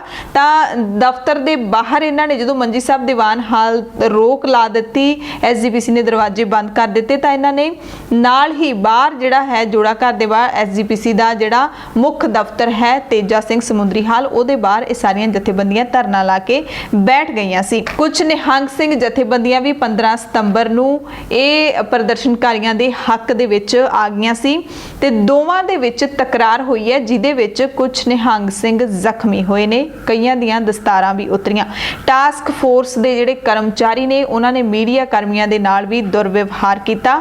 ਦੂਜੇ ਦਿਨ ਲਗਾਤਾਰ ਇਹ ਧਰਨਾ ਜਾਰੀ ਰਿਹਾ। ਦਰਅਸਲ ਜਦੋਂ 14 ਸਤੰਬਰ ਦੀ ਰਾਤ ਨੂੰ ਧਰਨਾਕਾਰੀ ਘੱਟ ਗਿਣਤੀ ਦੇ ਵਿੱਚ ਰਹਿ ਗਏ ਸੀ ਤਾਂ ਸ਼੍ਰੋਮਣੀ ਕਮੇਟੀ ਨੇ ਗੁਰੂ ਰਾਮਦਾਸ ਨਿਵਾਸ, ਗੁਰਦੁਆਰਾ ਬਾਬਾ ਅਟਲ ਰਾਏ ਤੇ ਮੰਜੀ ਸਾਹਿਬ ਦੀਵਾਨ ਹਾਲ ਦੇ ਮੂਹਰੇ 10 ਫੁੱਟ ਉੱਚੀਆਂ ਟੀਨਾਂ ਲਾ ਕੇ ਇੱਧਰ ਆਉਣ ਵਾਲੇ ਸਾਰੇ ਰਾਹ ਰੋਕ ਦਿੱਤੇ ਸੀ ਤੇ ਧਰਨਾਕਾਰੀ ਵੀ ਅਲੱਗ-ਥਲੱਗ ਹੋ ਕੇ ਰਹਿ ਗਏ ਸੀ। ਸਵੇਰੇ 15 ਸਤੰਬਰ ਦੀ ਸਵੇਰ ਨੂੰ ਜਦੋਂ ਧਰਨਾਕਾਰੀਆਂ ਦੇ ਸਮਰਥਨ ਦੇ ਵਿੱਚ ਕੁਝ ਨਿਹੰਗ ਸਿੰਘ ਪਹੁੰਚਦੇ ਨੇ ਤਾਂ ਉਹਨਾਂ ਨੇ ਰਾਹ ਬੰਦ ਦੇਖ ਕੇ ਸ਼੍ਰੀ ਗੁਰੂ ਰਾਮਦਾਸ ਸਰਾਂ ਦੇ ਸਾਹਮਣੇ ਹੀ ਧਰਨਾ ਲਾ ਦਿੱਤਾ। ਉੱਥੇ ਧਰਨਾ ਲਾ ਕੇ ਬੈਠ ਗਏ। ਇੱਥੇ ਉਹਨਾਂ ਨੇ ਕੁਝ ਬੈਨਰ ਵੀ ਲਾਏ ਜਿਨ੍ਹਾਂ ਤੇ ਲਿਖਿਆ ਹੋਇਆ ਸੀ ਸ਼੍ਰੋਮਣੀ ਕਮੇਟੀ ਦੇ ਅਹੁਦੇਦਾਰੋ ਸ਼ਰਮ ਕਰੋ। ਇਸ ਦੌਰਾਨ ਹੀ ਸ਼੍ਰੋਮਣੀ ਕਮੇਟੀ ਦੇ ਵਧੀਕ ਸਕੱਤਰ ਪ੍ਰਤਾਪ ਸਿੰਘ ਆਉਂਦੇ ਨੇ, ਉਹਨਾਂ ਦੀ ਅਗਵਾਈ ਦੇ ਵਿੱਚ ਟਾਸਕ ਫੋਰਸ ਦੇ ਕਰਮਚਾਰੀ ਆਉਂਦੇ ਨੇ। ਉਹਨਾਂ ਨੇ ਪਹਿਲਾਂ ਇੱਥੋਂ ਬੈਨਰ ਹਟਾਏ, ਫਿਰ ਨਿਹੰਗਾਂ ਦੇ ਨਾਲ ਇਸ ਗੱਲ ਨੂੰ ਲੈ लैके ही तकरार शुरू हो गई। निहंग ਸਿੰਘਾਂ ਦੇ ਨਾਲ तकरार हो गई ਤਾਂ ਇਹ ਝਗੜੇ ਦੇ ਵਿੱਚ बदल गई। ਦੋਵਾਂ ਪਾਸਿਆਂ ਦੇ ਵੱਲੋਂ ਹੀ ਝੜਪ ਹੋਈ, ਦੋਵਾਂ ਪਾਸਿਆਂ ਦੇ ਵੱਲੋਂ ਹੀ ਕਹਿੰਦੇ ਹਮਲਾ ਜਿਹੜਾ ਉਹ ਕੀਤਾ ਗਿਆ। ਨਿਹੰਗ ਸਿੰਘਾਂ ਦੇ ਕੋਲ ਸ਼ਸਤਰ ਹੁੰਦੇ ਨੇ, ਉਹਨਾਂ ਨੇ ਵੀ ਆਪਣੇ ਸ਼ਸਤਰ ਕੱਢ ਲਏ ਤਾਂ ਫਿਰ ਟਾਸਕ ਫੋਰਸ ਹੈ ਜਿਹੜੀ ਉਹ ਵੀ ਭਾਰੂ ਪੈ ਗਈ। ਟਾਸਕ ਫੋਰਸ ਵੱਡੀ ਗਿਣਤੀ ਦੇ ਵਿੱਚ ਸੀ, ਇੱਕਦਮ ਆ ਕੇ ਉਹਨਾਂ ਨੇ ਹਮਲਾ ਕਰ ਦਿੱਤਾ ਤੇ ਕੁਝ ਨਿਹੰਗ ਸਿੰਘ ਜ਼ਖਮੀ ਹੋ ਗਏ। ਖੂਨ ਜਿਹੜਾ ਨਿਕਲ ਰਿਹਾ ਉਹ ਵੀ ਤਸਵੀਰਾਂ ਆਪਾਂ ਸਾਰਿਆਂ ਨੇ ਦੇਖੀਆਂ ਨੇ। ਦਸਤਾਰਾਂ ਵੀ ਉਹਨਾਂ ਦੀਆਂ ਉਤਾਰ ਦਿੱਤੀਆਂ ਗਈਆਂ ਤੇ ਟਾਸਕ ਫੋਰਸ ਨੇ ਕੁੱਟਮਾਰ ਕਰਕੇ ਜਿਹੜੇ ਪ੍ਰਦਰਸ਼ਨਕਾਰੀ ਨਿਹੰਗ ਸਿੰਘ ਸੀਗੇ ਉਹਨਾਂ ਨੂੰ ਉੱਥੋਂ ਭਜਾ ਦਿੱਤਾ। ਤੇ ਇਸ ਪੂਰੇ ਘਟਨਾਕ੍ਰਮ ਦੀ ਕਵਰੇਜ ਕਰ ਰਹੇ ਮੀਡੀਆ ਕਰਮੀਆਂ ਨੂੰ ਰੋਕਣ ਲਈ ਉਹਨਾਂ ਦੀ ਵੀ ਖਿੱਚ ਧੂ ਕੀਤੀ ਗਈ ਤੇ ਕੈਮਰੇ ਖੋਣ ਦਾ ਯਤਨ ਵੀ ਕੀਤਾ ਗਿਆ। ਕੁਝ ਨਹੀਂ ਦੇਖਿਆ ਕਿਹੜਾ ਟੀਵੀ ਚੈਨਲ ਹੈ, ਕਿਹੜਾ ਅਖਬਾਰ ਹੈ, ਪ੍ਰਿੰਟ ਮੀਡੀਆ ਹੈ, ਇਲੈਕਟ੍ਰੋਨਿਕ ਹੈ, ਸਭ ਦੇ ਨਾਲ ਇੱਕੋ ਹੀ ਵਰਤਾਵ ਕੀਤਾ ਐਸਜੀਪੀਸੀ ਦੀ ਟਾਸਕ ਫੋਰਸ ਨੇ। ਇਸ ਤੋਂ ਬਾਅਦ ਜਦੋਂ ਵੀਡੀਓ ਵਾਇਰਲ ਹੋਏ ਕਿਉਂਕਿ ਚੈਨਲ ਪੁੱਜੇ ਹੋਏ ਸੀਗੇ, ਵੀਡੀਓ ਜਿਵੇਂ ਹੀ ਬਾਹਰ ਨਿਕਲੇ ਤਾਂ ਹੋਰ ਸਮਰਥਕ ਨੇ ਜਿਹੜੇ ਧਰਨਾਕਾਰੀਆਂ ਦੇ ਉਹ ਵੀ ਪਹੁੰਚ ਗਏ। ਉਹਨਾਂ ਨੇ ਵੀ ਸ਼੍ਰੀ ਗੁਰੂ ਰਾਮਦਾਸ ਸਰਾਂ ਦੇ ਸਾਹਮਣੇ ਧਰਨਾ ਲਾ ਦਿੱਤਾ ਤੇ ਹੁਣ ਇਹ ਐਲਾਨ ਕੀਤਾ ਗਿਆ ਕਿ ਜਦੋਂ ਤੱਕ ਐਸਜੀਪੀਸੀ ਸਾਡੇ ਸਵਾਲਾਂ ਦਾ ਜਵਾਬ ਨਹੀਂ ਦਿੰਦੀ ਅਸੀਂ ਮੋਰਚਾ ਨਹੀਂ ਚੱਕਾਂਗੇ। ਪੱਕੇ ਮੋਰਚੇ ਦਾ ਐਲਾਨ ਉੱਥੇ ਕਰ ਦਿੱਤਾ ਗਿਆ। ਸੋ ਇਸ ਧਰਨੇ ਦੇ ਵਿੱਚ ਕੁਝ ਸਿਆਸੀ ਲੀਡਰਾਂ ਦੇ ਜਿਹੜੇ ਵਰਕਰ ਨੇ, ਸਮਰਥਕ ਨੇ, ਉਹ ਵੀ ਪਹੁੰਚੇ ਜਦੋਂ ਇਹਦੀਆਂ ਜਿਹੜੀਆਂ ਵੀਡੀਓਜ਼ ਨੇ ਉਹ ਵਾਇਰਲ ਹੋ ਗਈਆਂ ਸੀ। ਸੋ ਇਹ ਸਾਰੇ ਘਟਨਾਕ੍ਰਮ ਨੂੰ ਪੰਜਾਬ ਦੇ ਕੈਬਨਿਟ ਮੰਤਰੀ ਸੁਖਜਿੰਦਰ ਸਿੰਘ ਰੰਧਾਵਾ ਨੇ ਸ਼ਰਮਨਾਕ ਹਰਕਤ ਦੱਸਿਆ ਹੈ ਐਸਜੀਪੀਸੀ ਦੀ ਟਾਸਕ ਫੋਰਸ ਦੀ। ਆਮ ਸਿੱਖਾਂ ਦੀ ਜੇ ਗੱਲ ਕਰ ਲਈਏ ਤਾਂ ਆਮ ਸਿੱਖ ਭਾਈਚਾਰੇ ਦੇ ਵੱਲੋਂ लगातार इसका विरोध किया जा रहा है, इसकी निखेधी की जा रही है। सोशल मीडिया के उत्ते प्रोटेस्ट लगातार किया जा रहा है। सिख भाईचारे के लोगों के वलों, कुछ वड्डियां हस्तियां के वलों भी, नामी हस्तियां के वलों भी विरोध किया जा रहा है कि इस तरह नहीं होना चाहिए सी। लिख रहे ने लोग कि जे तुसी धक्का करना ही सी ਤਾਂ ਉਹਨਾਂ ਦੇ ਨਾਲ ਕਰੋ ਜਿਨ੍ਹਾਂ ਨੇ ਸਰੂਪ ਗਾਇਬ ਕੀਤੇ ਨੇ। ਤੁਸੀਂ ਇਹ ਜਿਹੜੇ ਧਰਨਾਕਾਰੀ ਨੇ ਇਨਸਾਫ ਮੰਗ ਰਹੇ ਨੇ ਉਹਨਾਂ ਤੇ ਕਿਉਂ ਆਪਦਾ ਜ਼ੋਰ ਦਿਖਾ ਰਹੇ ਹੋ? ਜ਼ੋਰ ਦਿਖਾਉਣਾ ਤਾਂ ਉਹਨਾਂ ਦੇ ਦਿਖਾਓ ਜਿਨ੍ਹਾਂ ਨੇ ਸਰੂਪ ਗਾਇਬ ਕੀਤੇ ਨੇ। ਇਹ ਵੀ ਕਿਹਾ ਜਾ ਰਿਹਾ ਹੈ ਕਿ ਐਸਜੀਪੀਸੀ ਦੀ ਟਾਸਕ ਫੋਰਸ ਹੈ ਜਿਹੜੀ ਉਹ ਗੁਰਦੁਆਰਿਆਂ ਦੇ ਵਿੱਚ ਜਾਂ ਕਿਤੇ ਵੀ ਸ੍ਰੀ ਗੁਰੂ ਗ੍ਰੰਥ ਸਾਹਿਬ ਜੀ ਦੇ ਸੰਭਾਵੀ ਬੇਅਦਬੀ ਦੇ ਮਸਲੇ ਰੋਕਣ ਦੇ ਲਈ ਬਣਾਈ ਗਈ ਸੀ। ਪਰ ਇਹ ਜਿਹੜੀ ਟਾਸਕ ਫੋਰਸ ਹੈ ਇਹ ਤਾਂ ਜਿਹੜਾ ਬੇਅਦਬੀ ਦਾ ਇਨਸਾਫ ਮੰਗ ਰਹੇ ਲੋਕ ਨੇ ਉਹਨਾਂ ਨੂੰ ਹੀ ਕੁੱਟ ਰਹੀ ਹੈ, ਉਹਨਾਂ ਸਿੱਖਾਂ ਨੂੰ ਹੀ ਕੁੱਟ ਰਹੀ ਹੈ। ਸੋ ਇਸ ਤਰ੍ਹਾਂ ਦੇ ਪ੍ਰਤੀਕਰਮ ਸਾਹਮਣੇ ਆ ਰਹੇ ਨੇ।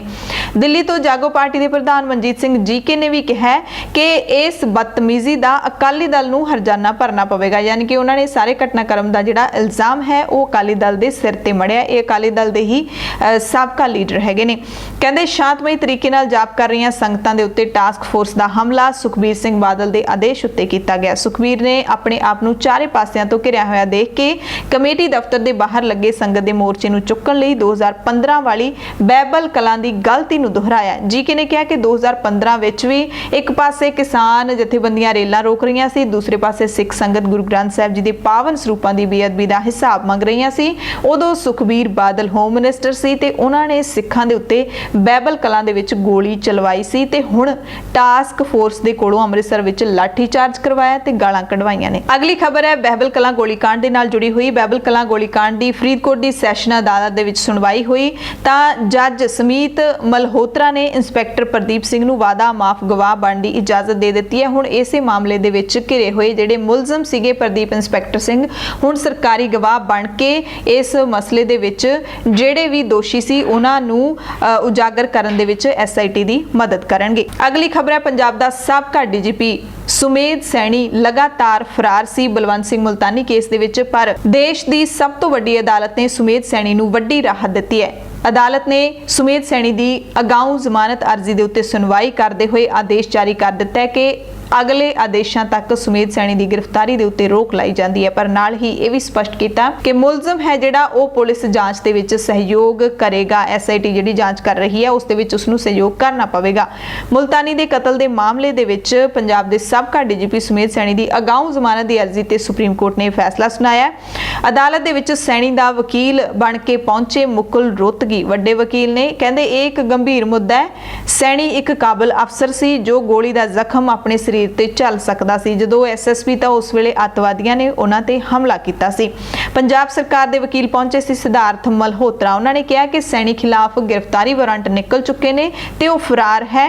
ਤੇ ਜਸਟਿਸ ਅਸ਼ੋਕ ਭੂਸ਼ਣ ਨੇ ਫਿਰ ਕੈਪਟਨ ਸਾਹਿਬ ਦੇ ਵਕੀਲ ਤੋਂ ਪੁੱਛਿਆ ਕਿ ਉਹਨਾਂ ਨੂੰ ਸੈਣੀ ਨੂੰ ਗ੍ਰਿਫਤਾਰ ਕਰਨ ਦੀ ਇੰਨੀ ਕਾਹਲੀ ਕਿਉਂ ਹੈ। ਸੋ ਸੈਣੀ ਨੇ ਆਪਣਾ ਤਰਕ ਦਿੱਤਾ ਸੀ ਕਿ 29 ਸਾਲ ਪੁਰਾਣਾ ਮਸਲਾ ਹੈ, ਸੁਪਰੀਮ ਕੋਰਟ ਮੈਨੂੰ ਬਰੀ ਕਰ ਚੁੱਕੀ ਹੈ, ਮੈਂ ਨਿਰਦੋਸ਼ ਹਾਂ, ਮੈਨੂੰ ਸਿਆਸੀ ਰੰਜਿਸ਼ ਦੇ ਤਹਿਤ ਜ਼ਬਰਦਸਤੀ ਫਸਾਇਆ ਜਾ ਰਿਹਾ ਹੈ। ਫਿਲਹਾਲ ਖਬਰ ਇਹੀ ਹੈ ਕਿ ਸੈਣੀ ਦੀ ਗ੍ਰਿਫਤਾਰੀ ਨਹੀਂ ਹੋਏਗੀ। ਸੈਣੀ ਜਿੱਥੇ ਵੀ ਲੁਕਿਆ ਬੈਠਾ ਹੈ ਹੁਣ ਉੱਥੇ ਹੀ ਲੁਕਿਆ ਰਹੇਗਾ, ਉਸ ਨੂੰ ਪੁਲਿਸ ਫੜਨ ਨਹੀਂ ਜਾ ਸਕਦੀ। ਅਗਲੀ ਖਬਰ ਵੀ ਸੈਣੀ ਦੇ ਨਾਲ ਹੀ ਜੁੜੀ ਹੋਈ ਹੈ। ਅਮਰੀਕਾ ਦੇ ਨਿਊਯਾਰਕ ਦੇ ਵਿੱਚ ਰਿਚਮੰਡ ਹਿੱਲ 118 ਸਟਰੀਟ ਦੇ ਗੁਰਦੁਆਰਾ ਸਿੱਖ ਕਲਚਰਲ ਸੁਸਾਇਟੀ ਦੀ ਪ੍ਰਬੰਧਕ ਕਮੇਟੀ ਨੇ ਐਲਾਨ ਕੀਤਾ ਸੀ ਕਿ ਜਿਹੜਾ ਵੀ ਪੰਜਾਬ ਦੇ ਸਾਬਕਾ ਡੀਜੀਪੀ ਸੁਮੇਧ ਸੈਣੀ ਦੀ ਗ੍ਰਿਫਤਾਰੀ ਕਰਾਉਣ ਸੰਬੰਧੀ ਜਾਣਕਾਰੀ ਦੇਵੇਗਾ ਜਾਂ ਫਿਰ ਗ੍ਰਿਫਤਾਰੀ ਕਰਵਾਉਣ ਦੇ ਵਿੱਚ ਅਹਿਮ ਭੂਮਿਕਾ ਨਿਭਾਏਗਾ, ਉਸ ਨੂੰ 5 ਲੱਖ ਰੁਪਏ ਦਾ ਅਸੀਂ ਨਗਦ ਇਨਾਮ ਦੇਵਾਂਗੇ। ਪਰ ਇਸ ਐਲਾਨ ਦੇ ਵੀ ਹੁਣ ਕੋਈ ਮਾਇਨੇ ਨਹੀਂ ਰਹਿ ਜਾਂਦੇ ਕਿਉਂਕਿ ਸੁਪਰੀਮ ਕੋਰਟ ਨੇ ਸੁਮੇਧ ਸੈਣੀ ਨੂੰ ਰਾਹਤ ਦੇ ਦਿੱਤੀ ਹੈ। ਅਸੀਂ ਇੱਕ ਸਪੈਸ਼ਲ ਰਿਪੋਰਟ ਹੈ ਜਿਹੜੀ ਉਹ ਵੀ ਕੱਢੀ ਹੈ ਜਿਸ ਦੇ ਵਿੱਚ ਸੁਮੇਧ ਸੈਣੀ ਖਿਲਾਫ ਰੈੱਡ ਕਾਰਨਰ ਨੋਟਿਸ ਜਾਰੀ ਕਰਨ ਦੀ ਮੰਗ ਕੀਤੀ ਹੈ। ਮੁੰਬਈ ਦੇ ਇੱਕ ਵਕੀਲ ਨੇ ਉਸ ਰਿਪੋਰਟ ਦੇ ਵਿੱਚ ਅਸੀਂ ਇਹ ਵੀ ਦੱਸਿਆ ਹੈ ਕਿ ਕਿਸ ਤਰੀਕੇ ਦੇ ਨਾਲ ਸੁਮੇਧ ਸੈਣੀ ਜਦੋਂ ਆਪਣੀਆਂ ਸੇਵਾਵਾਂ ਦੇ ਵਿੱਚ ਸੀ, ਪੁਲਿਸ ਸੇਵਾਵਾਂ ਦੇ ਵਿੱਚ ਲੁਧਿਆਣਾ ਦਾ ਐਸਐਸਪੀ ਹੁੰਦਾ ਸੀ, ਜਦੋਂ ਉਸ ਵਕਤ ਸ਼੍ਰੀ ਅਕਾਲ ਤਖਤ ਸਾਹਿਬ ਦੇ ਕਾਰਜਕਾਰੀ ਜਥੇਦਾਰ ਭਾਈ ਗੁਰਦੇਵ ਸਿੰਘ ਕਾਉਂਕੇ ਤੇ ਕਿਸ ਤਰੀਕੇ ਨਾਲ ਤਸ਼ੱਦਦ ਕੀਤਾ ਸੀ ਸੁਮੇਧ ਸੈਣੀ ਨੇ, ਉਹ ਸੁਣਨ ਦੇ ਲਈ ਤੁਸੀਂ ਉਹ ਪੂਰੀ ਰਿਪੋਰਟ ਹੈ ਜਿਹੜੀ ਖਾਸ ਰਿਪੋਰਟ ਜ਼ਰੂਰ ਸੁਣਿਓ। ਅਗਲੀ ਖਬਰ ਹੈ, ਪੰਜਾਬ ਪੁਲਿਸ ਨੇ ਦਾਅਵਾ ਕੀਤਾ ਹੈ ਕਿ ਅਸੀਂ ਸੂਬੇ ਦੇ ਵਿੱਚ ਵੱਡੀ ਅੱਤਵਾਦੀ ਘਟਨਾ ਨੂੰ ਰੋਕ ਦਿੱਤਾ ਹੈ ਤੇ 2 ਖਾਲਿਸਤਾਨੀਆਂ ਨੂੰ ਗ੍ਰਿਫਤਾਰ ਕੀਤਾ ਹੈ। ਮੌਜੂਦਾ ਸਮੇਂ ਅੰਮ੍ਰਿਤਸਰ ਜੇਲ੍ਹ ਵਿੱਚ ਬੰਦ KZF ਆਪਰੇਟਿਵ ਦੇ ਨਾਲ ਇਹਨਾਂ ਦਾ ਸੰਬੰਧ ਸੀ। ਡੀਜੀਪੀ ਦਿਨਕਰ ਗੁਪਤਾ ਨੇ ਦੱਸਿਆ ਕਿ ਅੱਤਵਾਦੀ ਹਮਲਾ ਕਰਕੇ ਸੂਬੇ ਵਿੱਚ ਸ਼ਾਂਤੀ ਤੇ ਸਦਭਾਵਨਾ ਨੂੰ ਭੰਗ ਕਰਨ ਦੀ ਕੋਸ਼ਿਸ਼ ਕਰ ਰਹੇ ਕੁਝ ਖਾਲਿਸਤਾਨੀ ਪੱਖੀ ਅਨਸਰਾਂ ਦਾ ਸਾਨੂੰ ਪਤਾ ਲੱਗਿਆ ਤੇ ਅਸੀਂ ਉਹਨਾਂ ਨੂੰ ਗ੍ਰਿਫਤਾਰ ਕਰ ਲਿਆ ਹੈ। ਇਹਦੇ ਤਹਿਤ ਹਰਜੀਤ ਸਿੰਘ ਉਰਫ ਰਾਜੂ ਤੇ ਸ਼ਮਸ਼ੇਰ ਸਿੰਘ ਉਰਫ ਸ਼ੇਰਾ ਦੋਵੇਂ ਪਿੰਡ ਮੀਆਂਪੁਰ ਜ਼ਿਲ੍ਹਾ ਤਰਨਤਾਰਨ ਦੇ ਰਹਿਣ ਵਾਲੇ ਨੇ, ਉਹਨਾਂ ਨੂੰ ਗ੍ਰਿਫਤਾਰ ਕੀਤਾ। ਪੁਲਿਸ ਨੇ ਦਾਅਵਾ ਕੀਤਾ ਕਿ ਦੋਵਾਂ ਕੋਲੋਂ 9 mm ਪਿਸਤੌਲ, 4 32 ਬੋਰ ਪਿਸਤੌਲ, 1 32 ਬੋਰ ਰਿਵਾਲਵਰ, 8 ਕਾਰਤੂਸ, ਕਈ ਮੋਬਾਈਲ ਫੋਨ ਤੇ ਇੰਟਰਨੈਟ ਡੋਂਗਲ ਨੇ ਜਿਹੜੇ ਉਹ ਬਰਾਮਦ ਕੀਤੇ ਨੇ। ਖਬਰ ਪਾਕਿਸਤਾਨ ਤੋਂ ਹੈ ਜਿੱਥੇ 73 ਸਾਲਾਂ ਦੀ ਸੇਵਾ ਤੋਂ ਬਾਅਦ ਇੱਕ ਮੁਸਲਿਮ ਪਰਿਵਾਰ ਨੇ ਸ੍ਰੀ ਗੁਰੂ ਗ੍ਰੰਥ ਸਾਹਿਬ ਜੀ ਦੇ ਪੁਰਾਤਨ ਸਰੂਪ ਸਿੱਖ ਭਾਈਚਾਰੇ ਨੂੰ ਸੌਂਪ ਦਿੱਤੇ ਨੇ। ਸਿਆਲਕੋਟ ਦਾ ਇੱਕ ਮੁਸਲਿਮ ਪਰਿਵਾਰ ਹੈ ਜਿਸ ਨੇ ਸ੍ਰੀ ਗੁਰੂ ਗ੍ਰੰਥ ਸਾਹਿਬ ਜੀ ਦੇ 2 ਪੁਰਾਤਨ ਸਰੂਪ 73 ਸਾਲ ਤੱਕ ਸੇਵਾ ਕਰਨ ਤੋਂ ਬਾਅਦ ਸਿੱਖ ਭਾਈਚਾਰੇ ਨੂੰ ਸੌਂਪੇ ਨੇ, ਜਿਨ੍ਹਾਂ ਨੂੰ ਹੁਣ ਗੁਰਦੁਆਰਾ ਬਾਬੇ ਦੇ ਬੇਰ ਸਾਹਿਬ ਸਿਆਲਕੋਟ ਪਾਕਿਸਤਾਨ ਦੇ ਵਿੱਚ ਸੁਸ਼ੋਭਿਤ ਕਰ ਦਿੱਤਾ ਗਿਆ ਤੇ ਇਹ ਸਰੂਪ ਨੇ ਜਿਹੜੇ ਗੁਰਦੁਆਰਾ ਸਾਹਿਬ ਦੇ ਹੈੱਡ ਗ੍ਰੰਥੀ ਜਸਕਰਨ ਸਿੰਘ ਤੇ ਕਰਨਵੀਰ ਸਿੰਘ ਸੇਵਾਦਾਰ ਉਹਨਾਂ ਨੇ ਉੱਥੋਂ ਲੈ ਕੇ ਆਂਦੇ। ਇਹ ਗੁਰਦੁਆਰਾ 2 ਜੁਲਾਈ 2019 ਨੂੰ ਸੰਗਤ ਲਈ ਖੋਲ੍ਹਿਆ ਗਿਆ ਸੀ ਤੇ 500 ਸਾਲ ਪੁਰਾਣਾ ਗੁਰਦੁਆਰਾ ਕਈ ਸਾਲਾਂ ਤੋਂ ਬੰਦ ਸੀ ਤੇ ਮੁਸਲਿਮ ਪਰਿਵਾਰ ਨੇ ਇਸ ਗੁਰਦੁਆਰੇ ਦੇ ਲਈ ਆਪਣੇ ਜਿਹੜੇ ਪੁਰਾਤਨ ਸਰੂਪ ਨੇ ਉਹ ਸਿੱਖ ਕੌਮ ਨੂੰ ਭੇਂਟ ਕੀਤੇ ਨੇ ਵਾਪਸ।